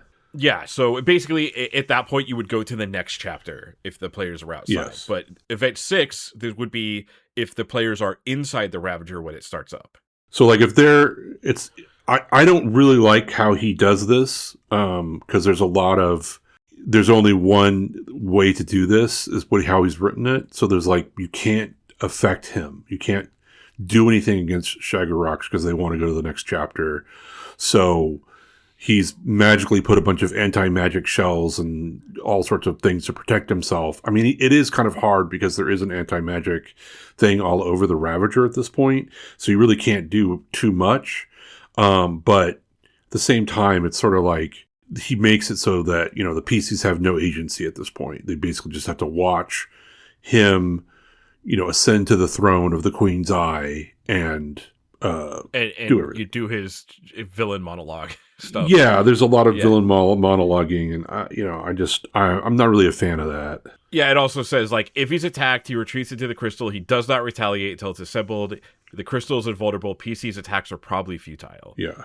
So, on top of that, he is a Beholder Mage in this, like, Sentinel armor stuff. So he's likely, like, a pretty strong fight anyways. Yeah. This is mostly to just describe what's going on from the inside. And it may be that like you're not anywhere near where the Queen's Eye is when this happens, so you may not even witness any of it. And you just see, because it says that also, is that it may just be you don't even see any of this stuff because you're already in a room or you're miles away or whatever it is inside the Ravager. Yeah, and then if you're on the inside, you will actually see once everything connects, you will see beams of light that connect to the central crystal with all the other crystals. So you do see like some Star Wars like energy stuff happening. And then once inside he activates the crystal's anti-magic ray, it extends everywhere inside the Ravager. So the anti-magic ray is like the entire inside of the Ravager.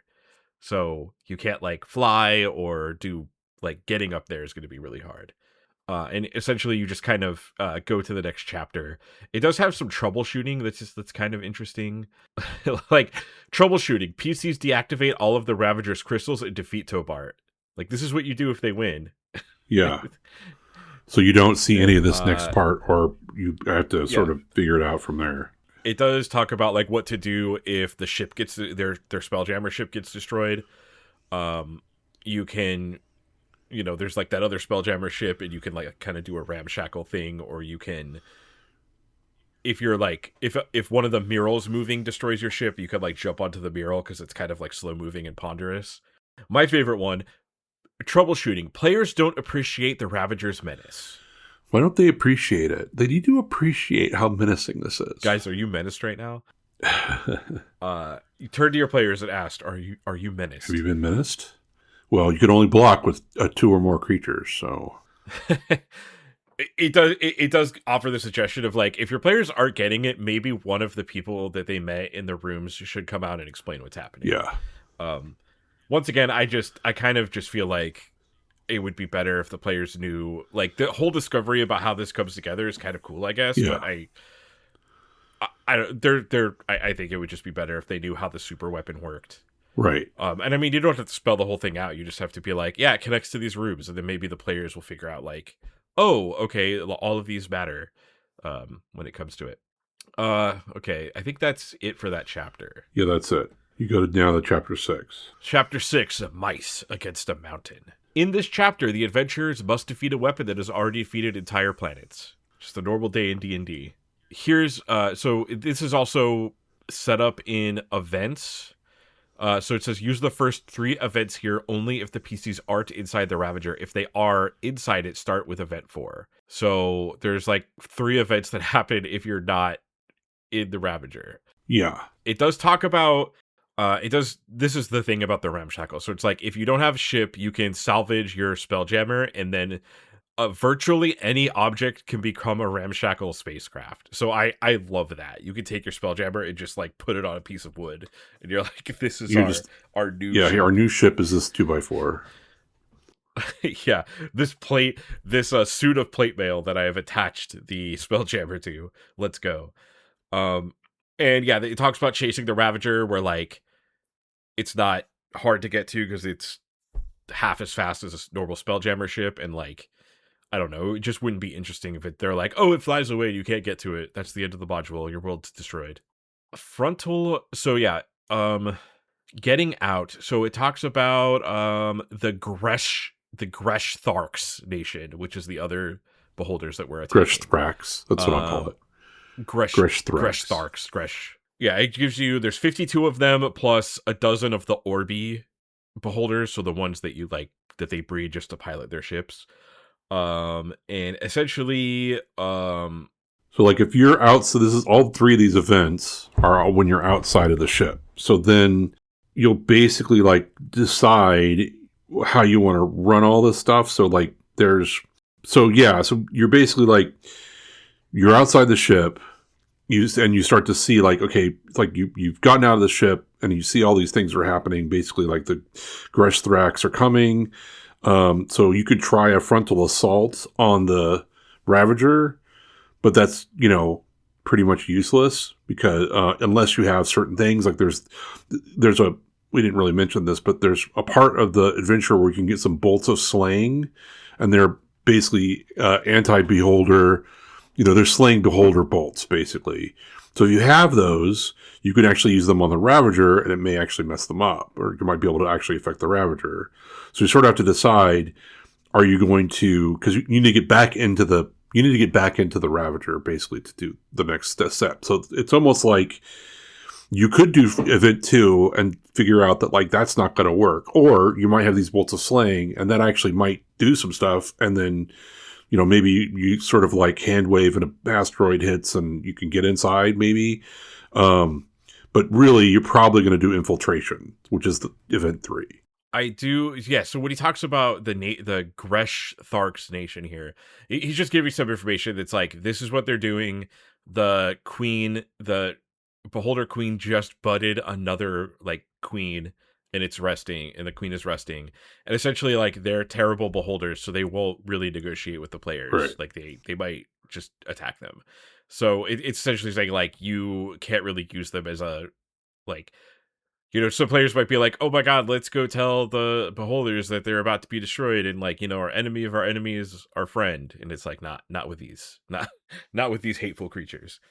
And, if you're outside, you witness the fight between the Gresh Thrax and the Ravager basically just hoses them. Oh yeah, I do actually like this description that I just want to read. This is if you're like, when you approach the Ravager from the outside, it says, the Ravager floats in emptiness, a black void against the star-filled void behind it.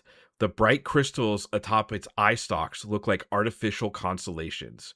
Even from a great distance, you feel a chill as you watch the world killer move slowly and purposefully towards your home world. Beyond the Ravager, in the extreme distance, you see something silhouetted against a red dust cloud. 4 bright specks. They could be ships. The Ravager is headed towards them. So that's the armada, essentially, that they're going towards. I just kind of like the description of it being in space and looking like a constellation. It's pretty cool. Yeah, there's a part here where, like, if you get rid of all the ice stocks because you have the bolts or whatever, because some of the ice stocks might not be working because you did the rooms. John Tobart in the Sentinel armor, once you've disabled all of those, because then basically the Ravager no longer works, so then he comes to your ship and you fight on the ship with him. So you have to kind of go to the part where you fight John Tobart. And there's, like, stats and stuff for him at the end of it. But it is sort of an interesting, like, if you do somehow manage to deal with the frontal assault, he actually comes out in the Sentinel armor, and then you fight him, and then essentially the adventure's over, and you have to figure out what you're going to do with the Ravager. So that's sort of an interesting, I think it's sort of interesting. And then you have a fleet of beholders that you have to deal with. And it depends. Like, if you've already disabled it before the ships get there, you'd have to deal with the beholder fleet. But, hopefully the Ravager, you just say, like, oh, you're, it just depends, but you kind of want the Ravager to destroy the beholders before, like, however you do that. So it's obviously up to the DM, but yeah. Maybe you should use the Death Star a little. Yeah, bit. yeah. A little bit of Death Star.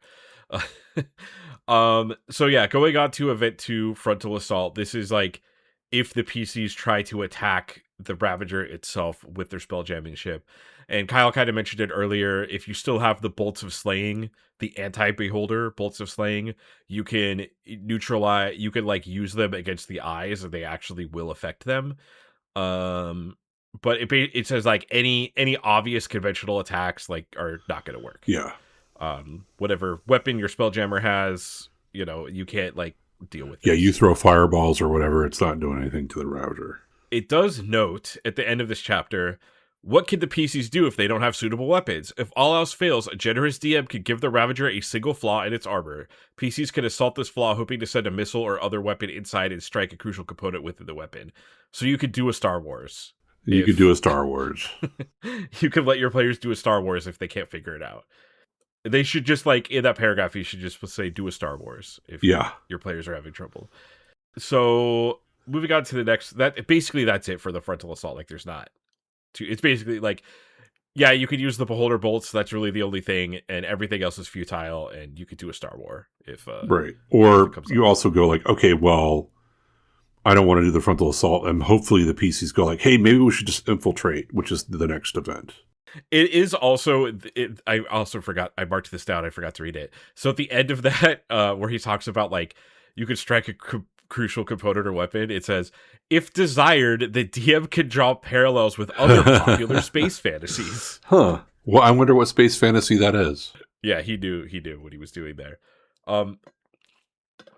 So yeah, on this page 52, we're doing event 3 is infiltration. So this is like, obviously the players can't just attack it, so you have to like get in there, get in the Ravager, and then get to John Tobart.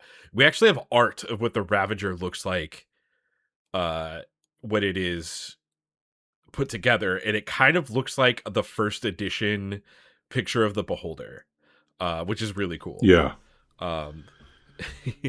It's this giant sphere with all these like appendages coming off. I like it quite a bit. It's cool. Yeah, the eye stalks are really big. Like it's an interesting thing because like one eye stalk is almost the diameter of the Ravager. So the appendages are really large. Right. And then I'm looking, it looks like the eye stalks are in like 3 different pieces, and one of those pieces is larger than the Spelljammer ship on the bottom right. So yeah, that kind of gives you scale a little bit. It also shows that like it looks like 3 or 4 of the eye stalks don't have the little. I mean, basically, like if you remember in the rooms, each one has a crystal. There's like a big crystal, and so if you look at the illustration, there's holes in where there's no crystal. So it's sort of fun that you actually do see that, like, oh, they went to 4 of the rooms and got rid of 4 of the incarnations. So this Ravager only has 6 crystals to power it. Yeah, that actually like kind of spells out a lot of how it, like just this art kind of clears things up. Yeah. A little bit, and it now that I'm looking at it, it kind of looks like coronavirus. I never put that together, but that's some cool art though. It's kind, it's fun to look at that and be like, that's the dungeon. Like this is, this is a really weird module. Yeah. So anyways, further about the infiltration. So basically this part, Tobart is ignoring the PCs, and he's going to destroy the Gresh Thark's tyrant ships, which are the Beholder ships. Yeah, the box text just describes this one-way fight, basically. Yeah, it says the encounter between the Ravager and the Beholders is not a battle; it's a slaughter. Like there's no, it's one-sided. I do really like.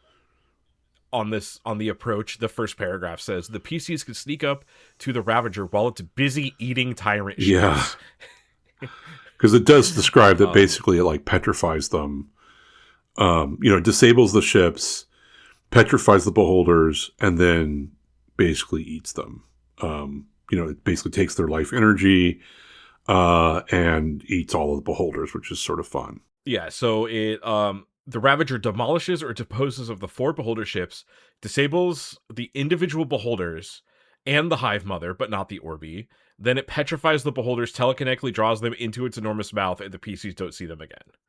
And so that's where it does the, like, disintegration thing. So basically, like, you have to adjust how that is going to work depending on what eyes were taken out. Right. Like if they took out the charm monster room, then maybe like he can't like paralyze the Beholders before he turns them to stone or whatever. Like you have to kind of figure out how that's going to work. So yeah, while this is happening, the players can infiltrate the ship easily because it's massive and the Spelljammer that you have is much smaller. But yeah, and it's just saying there's like armor plating you can slip through. You could go through the eye stalks. You can go through the mouth. Yeah, so it says, like, if you've destroyed the telekinesis eye, he has to, like, manually try to eat them with the ship, and that could be a way to get in with the Ravager. He has to, like, try to manually scoop them in his mouth. And basically, like, you're saying, well, the end part of that, depending on if you go through the globe will have, like, a little armor break, and maybe they go through that way. The eye stalk, so you can, if there's an accessible eye stalk, probably one that doesn't have a crystal in it, you can fly through that, and then get back into the Ravager, and then you can go through the mouth. And then at the end of that, it's, if you're if the PCs are very clever or invisible. But I would argue that invisibility isn't clever, so that is in fact clever. So both those things are the same thing. But basically, like if they get in invisibly or somehow so that Tobart doesn't notice it, Tobart will do he'll normally just do a bunch of stuff because he sees the PCs doing this and goes like, oh shit, I got to do something about this. They're going to come and assassinate me. And then it kind of is like, the next section is, it doesn't really say like, oh, here's like the thing you should do. The next section gives like stats. First of all, it gives stats on the Ravager, which I don't know how, like, I guess people love having things statted. I don't know how much that's going to matter if you know the keel length and the, cost. Not the Ravager's not for sale. Literally, that's my favorite part about this whole thing is like, oh, it's not for sale. You mean I can't get 16 million gold pieces from selling the Ravager? Aw. If you've gone through this and you tried to sell the Death Star at the end of the adventure, please email us. We want to hear it.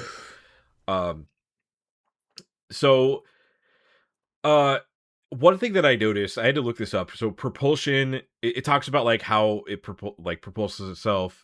So when the anti-magic globe is off, the Ravager's giant central crystal works as a life jammer.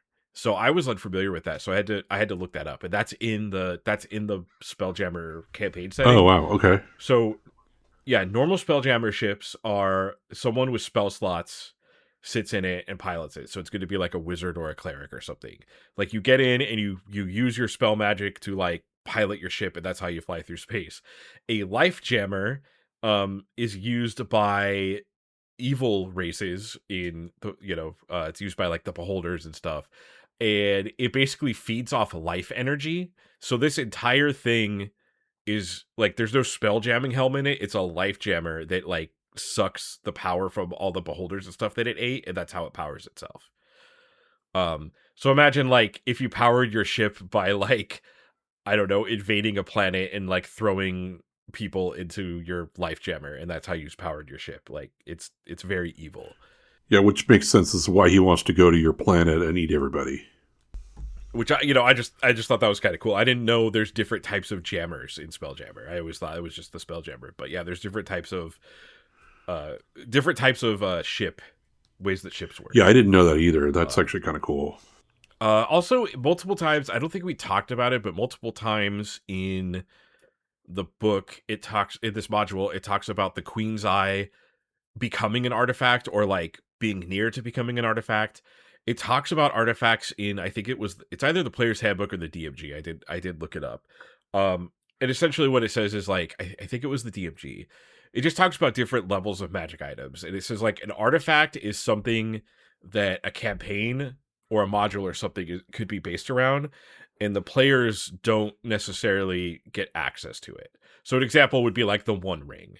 Is like, you could have the One Ring while you're doing the adventure, but like you need to throw that into Mount Doom at the end of your adventure. You can't just let the players have the One Ring.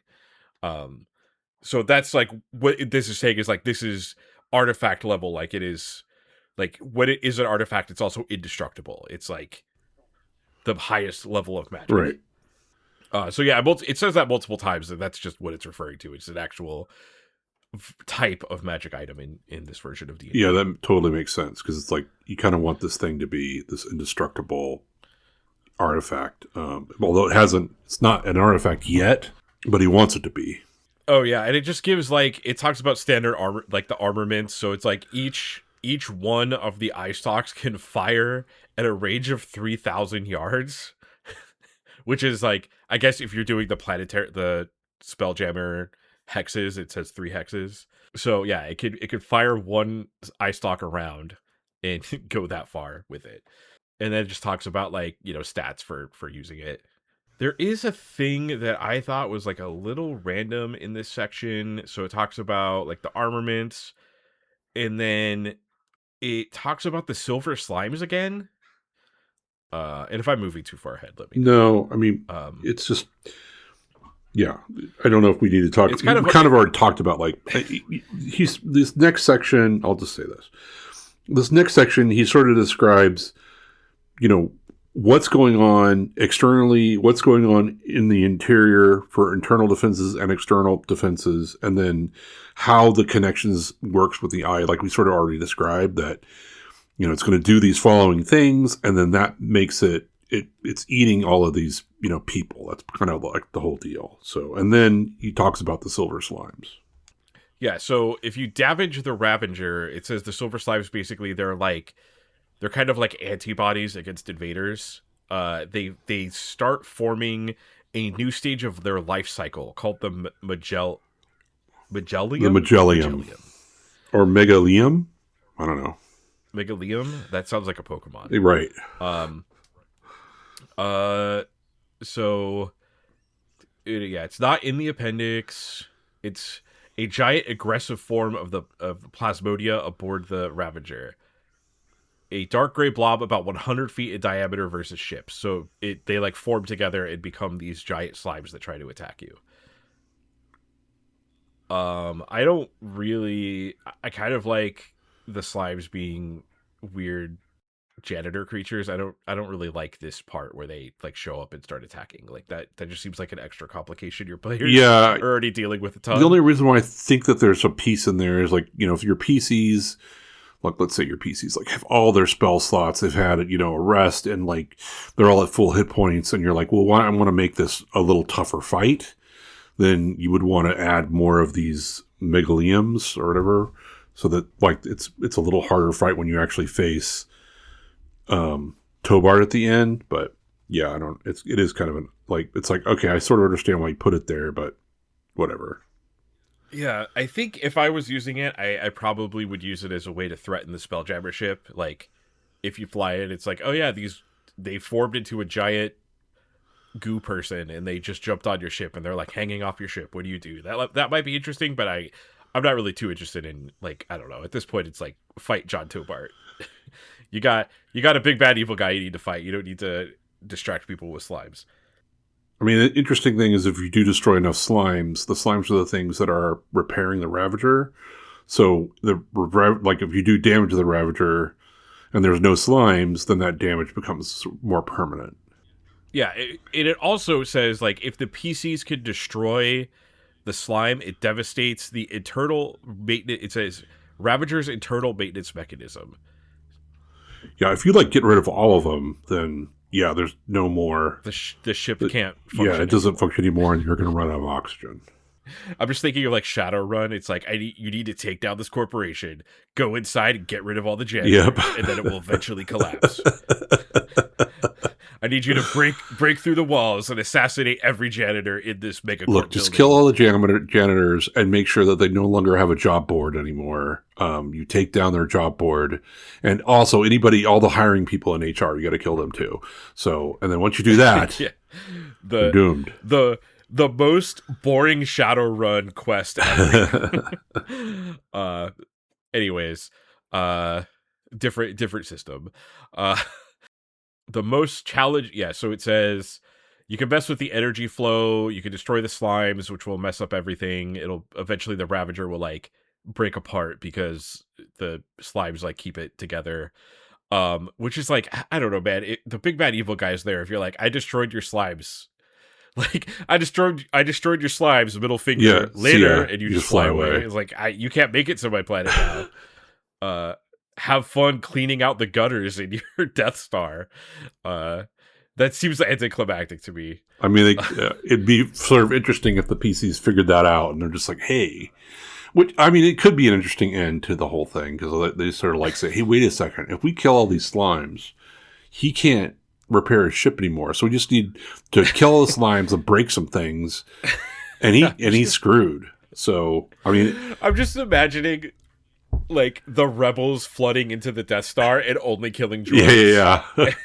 Like you're only killing the maintenance droids. You're like not even doing anything to the Imperials. Right. You're just like, no, get the droids. The little thing that walks around and goes gonk gonk gonk. Get that. Yeah. Well, the only way I can think of that sort of works is like they put I mean, it'd be more interesting if they like put a virus in there and like all of them stop maintaining stuff, or you put a virus in there and they all go berserk and start breaking things. Like that could be kind of cool. Okay, but, like a little bit of Independence Day. Yeah. So it's like that could be kind of cool, but like no, but it's definitely like this is definitely like breaking into the Death Star and killing all of the droids and only the maintenance droids. And then, and then running away, like, being like, good luck keeping your Death Star together with no maintenance droids. But I mean, in some ways, I have to say, like, if the PCs figure that out, they figure out that that's the direction they can head in, like, you should let them do it. Like, that's kind of amazing that they would think of that. So, it's like, okay, yeah, sure, that's what's going to happen. That's cool. You sure you don't want to fight Tobart? So yeah, that's the easiest one, and then going to defeat Tobart is actually the hardest. It actually has a entire section here, like an entire page just telling you like if you fight him, it's hard. Yeah, because he's a beholder and a Gundam. Yeah, a beholder inside of a Gundam. So anyway, I do kind of want to read this because I like it. So if you go to fight him, this is the box text. A narrow passage leads deep inside the giant crystal. It bends at sharp angles in every direction, and it seems to have no floor.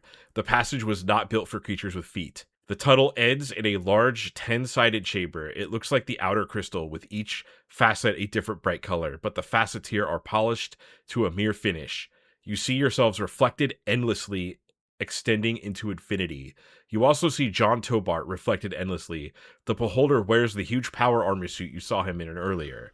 He's holding a withered beholder eye that's the size of a small keg. The brown, vein-covered eye stares right at you, and so does Tobart. You never should have come here, he says. You should have just killed our silver slimes. And it talks about like different ways you could defeat Tobart, because it's probably like beyond the means of your players. It's some of them I'm just like, if you think it like this is the type of thing, if someone thought about it in a battle, I'd be like, okay, I guess that works. If they have the bolts of beholder slaying, or if they just happen to not have them, there maybe somewhere during your adventures you conveniently gave them some more. There's also like, hey, they're just going to like steal the queen's eye off of his hand or whatever. Yeah, you could just steal the queen's eye away from him, and you could also, because he's like so vain and arrogant, you could also manipulate him that way. And then you could also just have the Gresh-Thorax beholders come and help you, basically. Yeah, I'm not into that. So cavalry charge. If he's mopping up the PCs... Yeah, I'm not a big fan of this one. The surviving beholders may intervene since he's their enemy as well. And then it's like, Tobart and the beholders can destroy each other in final melee. Use this only as a last resort since it steals the limelight. So, I mean, I guess it's a way to save... I would want this space campaign to end with like, oh yeah, he just disintegrates you. Yeah. There's also... The last part is also pretty awesome, that all the polymorphed animals like make a suicide attack from the ship. It's just like, oh, okay. Like they hate him so much. If you played Wildspace and you got to the end and all of the polymorphed animal crew members did a last sad suicide attack, please email us. Please. It says like when you defeat Tobart, so it kind of like gives you a choice of, do you want to escape? You have victory, so you can decide. Like, do you want to... It kind of depends on the state of the Ravager, and it kind of depends on what's happened with it. But basically, like, if you have your Spelljammer ship, you can just... There's also another ship that the Nixies had, and you could fly off in that ship. And you have to figure out how to get home, which is fine. You also now have a Ravager that you may be able to use, and that may become your home base. Yeah, so that is interesting, having a hollowed out Death Star with multiple, I guess, like rooms that are their own ecosystems as your home base. I mean, that's a pretty cool way to start out a Spelljammer campaign. Right. Like, I think the specific goal of this module is like get into space and get a Spelljammer ship. But you might end up with a home base that's like, it is a life jammer, so you might not be able to fly it unless you sacrifice creatures to it, so maybe you're not willing to actually have it move, but it could be your home base that's just flying through space, I guess. So that would be a pretty cool campaign. That would be like a pretty cool start to a campaign, I would think. That's if you're playing D&D 5th edition and you need a Bastion idea, use the Death Star, build the Death Star. And it just talks about like if you attempt to use the Queen's Eye like a Spelljammer, it just tells you all these steps. Doesn't it like turn you evil? It could turn you into a beholder. You get a lawful evil alignment. But like you also, if you wanted to destroy the Ravager and keep it out of the hands of everybody, you kind of want to destroy the Queen's Eye, and like if you destroy that, it sort of destroys the Ravager essentially. So, yeah, it's sort of an interesting thing. So, where is it? You have to. So if you use it, it says. Okay, so yeah, so if you use the Queen's Eye, you essentially like feel like a giant beholder in space, and you just basically drift through space, and then you have to succeed in both Constitution and Wisdom checks. The first check musters the stamina to withstand this expanded awareness. The second prevents the character from snapping under the strain. So, like, 1, losing your mind because you suddenly have this crazy awareness, and 2, like, just your body can't take it. And then you have to save versus magic to avoid being transformed into a beholder. Because that's part of what the Queen's Eye is that the artifact itself can turn you into a beholder. And then if this save fails, the other PCs must battle the resulting beholder. So I do love that. Like, you get to the end and it's like, let me use this artifact to pilot it. Oh no, I'm a beholder now. I'm going to try to kill you all. And then if you kill the beholder PC, the Hive stops. Yay, you won! Yay! Yeah, and then if and when the Hive is finally halted, the PC should explore their new base and face the problems caused by the destruction. So it's just like that's the start of your campaign. Is this, which is pretty interesting. Like I like that. Let's see, experience, easier alternative. Yeah, and the other part is that like all the room's inhabitants become. Like they start coming out of the rooms and doing stuff. So you have fun with that. So you have to deal with all these beings that were in those rooms, all now intermingling with one another and finding out what happens. And maybe like, how are you going to corral all that? Yeah, and one of the rooms was filled with monsters. Yes. So yeah. there's that. I mean, the stone giants are fine. The stone giants and the goats, whatever. But one of the rooms was entirely monsters. Yeah, like all undead. So that's gonna be then fun. all undead. And there's other ones like with all the petrified. It could be sort of an interesting thing to like hang back and watch as all these creatures intermingle with one another and what happens. And then we just talk about like giving experience. This. Going into the appendix, it has like non-player characters here. There's an entire, couple pages about Shazogrox, aka John Tobart, just about like his stats, like his personality. You get a lot of that in the module, but I mean, this is, if you're going to run this, you definitely want to read it. Talks more about his history. And all the spells that he has. So like if you want to use that, and just sort of how you're going to run him and what's going on with him and what happened and how, the interesting part that I thought was kind of cool is that, obviously he's this new monster called a Beholder Mage, and a Beholder Mage has so we talked about it before. The central eye gets destroyed for whatever reason, and then they become mages. And some people or some beholders will purposely like destroy their central eye just so that they can like learn magic. Yeah, it's probably hard to do magic when everything in your visual range is an anti-magic cone. That is that's some difficulty. So yeah, it is interesting that his whole background is that he was trying to unite all the beholders, but since all the beholders hate each other, they thought he was a heretic and they took out his central eye, which only made him more powerful. There's like stats for the crew. For the polymorphed animals, you could probably make them up on the fly, honestly. Yeah. All right, new spelljamming ship. So, of course, like, this is Spelljammer, so they want to give you reasons to buy this book, and one of them is to have 2 cool new ships. So, it has the stats for Tobart's ship and then the Tyrant Scout ship. Has, like, how it saves, what its armor rating is, what its maneuverability, just all of those rules are from the Spelljammer core book. The Spelljammer box set. And then there is 3 new magic things. So there's improved Whispering Wind, which is, we talked about, Tobart uses that. It's basically the same thing, except It's essentially the same thing as Whispering Wind, except you could go first freely when you use the spell instead of like one freeze. And then an actually really cool magic item, Infinite Rope. What adventurer does not want Infinite Rope? This is the rope at the very beginning of the module. Right, and it's apparent. My favorite part is that there's only like it's some very small percentage that are actually infinite. Most of them are just super, super long. The great majority, 99%, only reach a finite length. Usually a rope can stretch to a maximum of slightly over 1 mile for each foot of its original length. Yeah. It's like, okay. It's like, we know you're going to do something if we give you actual infinite rope. We're not doing it. It could get really interesting with infinite rope. Like, okay, I span the universe with my infinite rope, and it's expanding at the same... does it expand as fast as the universe or faster than the universe expands? Like, how does this work?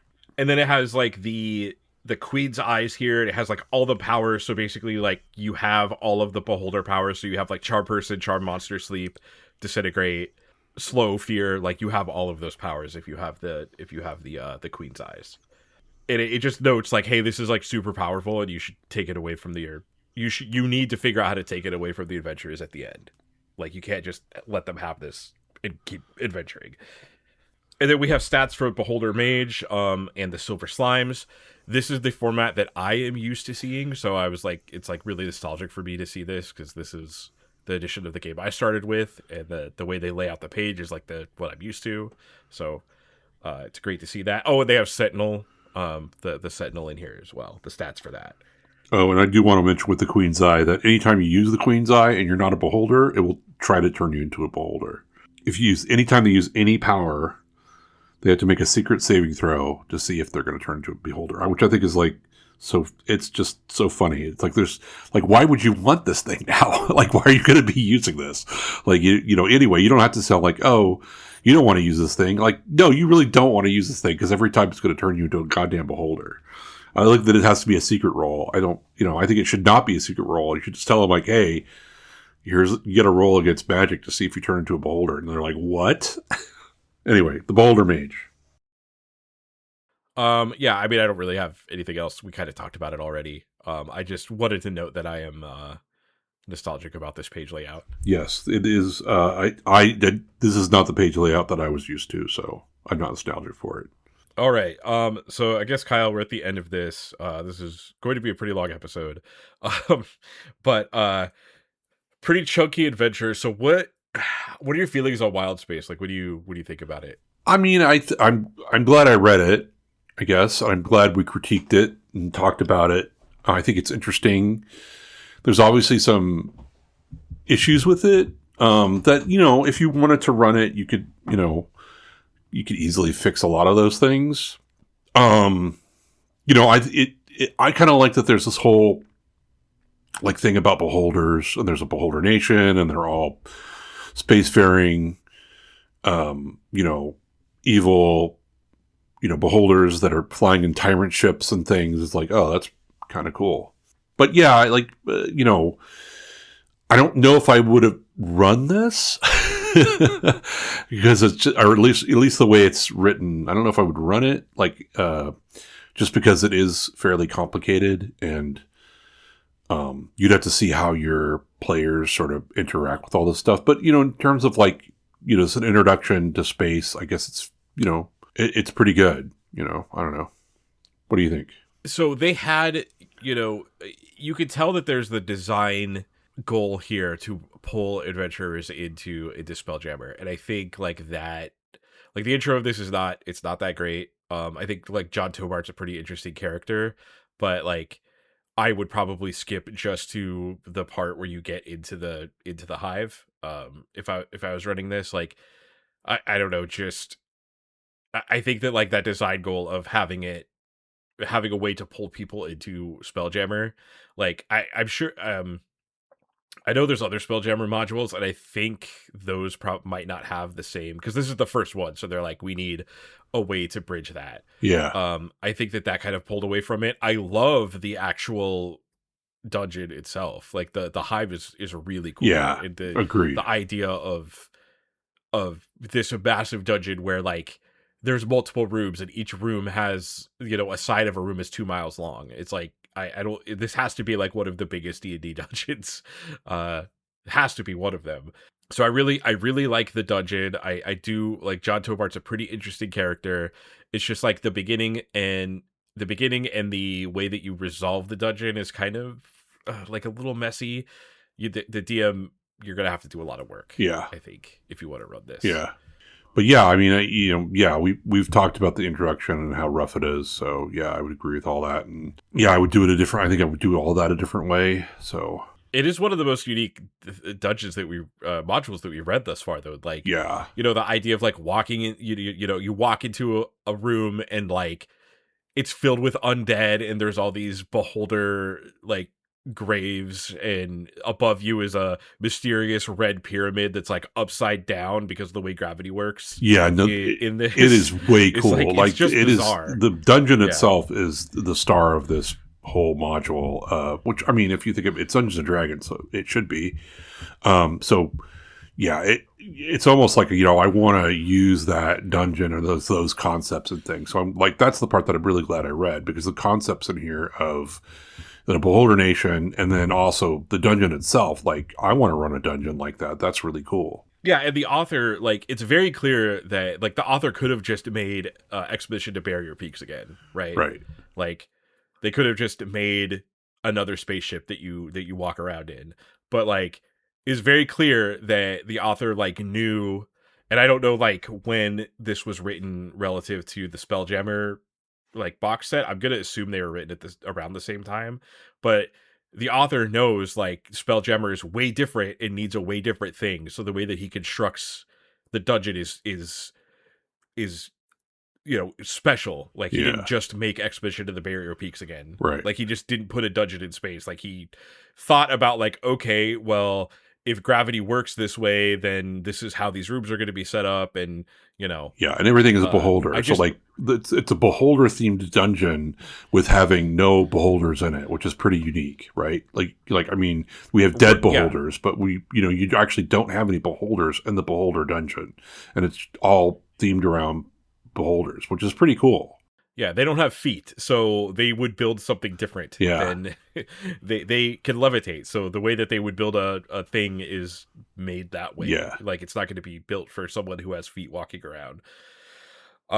So yeah, I think this is a really unique adventure. If I was running it, I would for sure change a lot about the intro and probably the end, but I do think the actual meat of this, the actual dungeon, is really cool. Yeah, absolutely. And I love when D&D gets very weird. All right, well, that is it for Wildspace. Thank you for joining us. The next session, we will be covering Dungeon Module X2, Castle Amber. Château de Amberville. Chateau, guys, Chateau de Amber. I don't know how to pronounce any French words, Kyle. I play Manon in Street Fighter 6, and all of her moves are in French, and I can't say any of them. This is gonna be fun. Chateau de Amber. Just say it with a French accent. All right. Well, see you next time.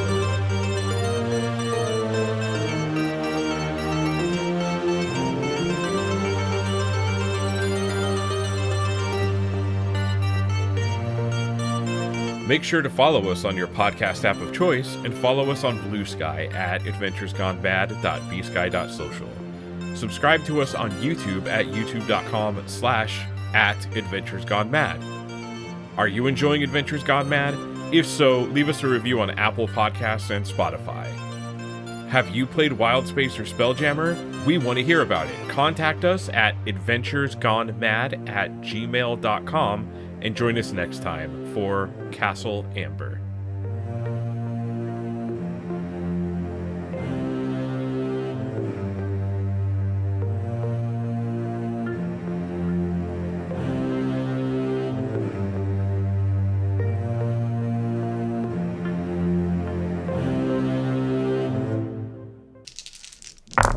It was Janet Jackson's Rhythm Nation 1814. Is that how you say that? Or is it? It's like the year 1814. Okay, right? Well, I'm just going to say Janet Jackson's Rhythm Nation. It also could be 1814, but usually everyone says 1814. Whatever. All right, the next room, room 7, emptier than empty. What power could that possibly be? That would be fear, and I think this is my favorite room. This is the disintegration room. Oh, I was in Village of the Damned. God damn it. Okay, Did I skip? Okay, No. edit time. Yeah, edit time. Okay. I went too far. Sorry. Yeah, page 33. If I could find the right way to put this into a... Was that your phone, you monster? I made a quesadilla. Basically, I love video games. You do. It's true. I started playing Stardew Valley. What'd you think? That game's therapy. So I mean, I haven't done much. All I did was I planted some stuff. It grew. I forgot to water it, so then it didn't grow. oh no, you have to water it unless it's raining. Then you don't have to. So yeah. The Yeah. TV will tell you what the weather is going to be every day. Oh, that's cool. Yeah, I saw that. That game is therapy. And I went to go talk to people, and they didn't want to talk to me. So it was like, oh, okay. So that game is therapy. That game's It's what? therapy. It's very cozy and nice to walk around and do stuff. But people can also become obsessed with being efficient in it, which you don't have to be. You could take as much time as you wanted. Right. Game. But that game is so my friend's wife doesn't really play video games, but she really liked Animal Crossing. And I was like, hey, have you heard of Stardew Valley? Because if you like Animal Crossing, you're going to love Stardew Valley. Because she was obsessed with Animal Crossing. She would get all of the fossils, everything.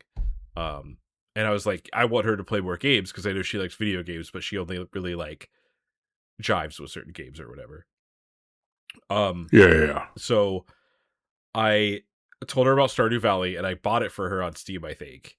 And then my friend said that he came into his room a few days later and his wife had all of these post-it notes and Excel sheets already, because in that game there's it'll be the store is open at 8 a.m. So I'm gonna wake up and I'm gonna do my crops for two hours. When I wake up at 6, do my crops for 2 hours, go to the store at 8. And then it's Wednesday, so there's a sale on this, and this person is going to be standing there, and they like gifts that are fish. So I'm gonna she just had all this shit planned out already, and my friend was like, "What the hell did you do to my wife?" Look, man, some people get really into Stardew Valley optimization. You don't have to. You could just be like, "I'm gonna get some chickens," and then that's what you do. But Right. It's a fun game. And the mural. Mural. What a weird mural. word. A mural.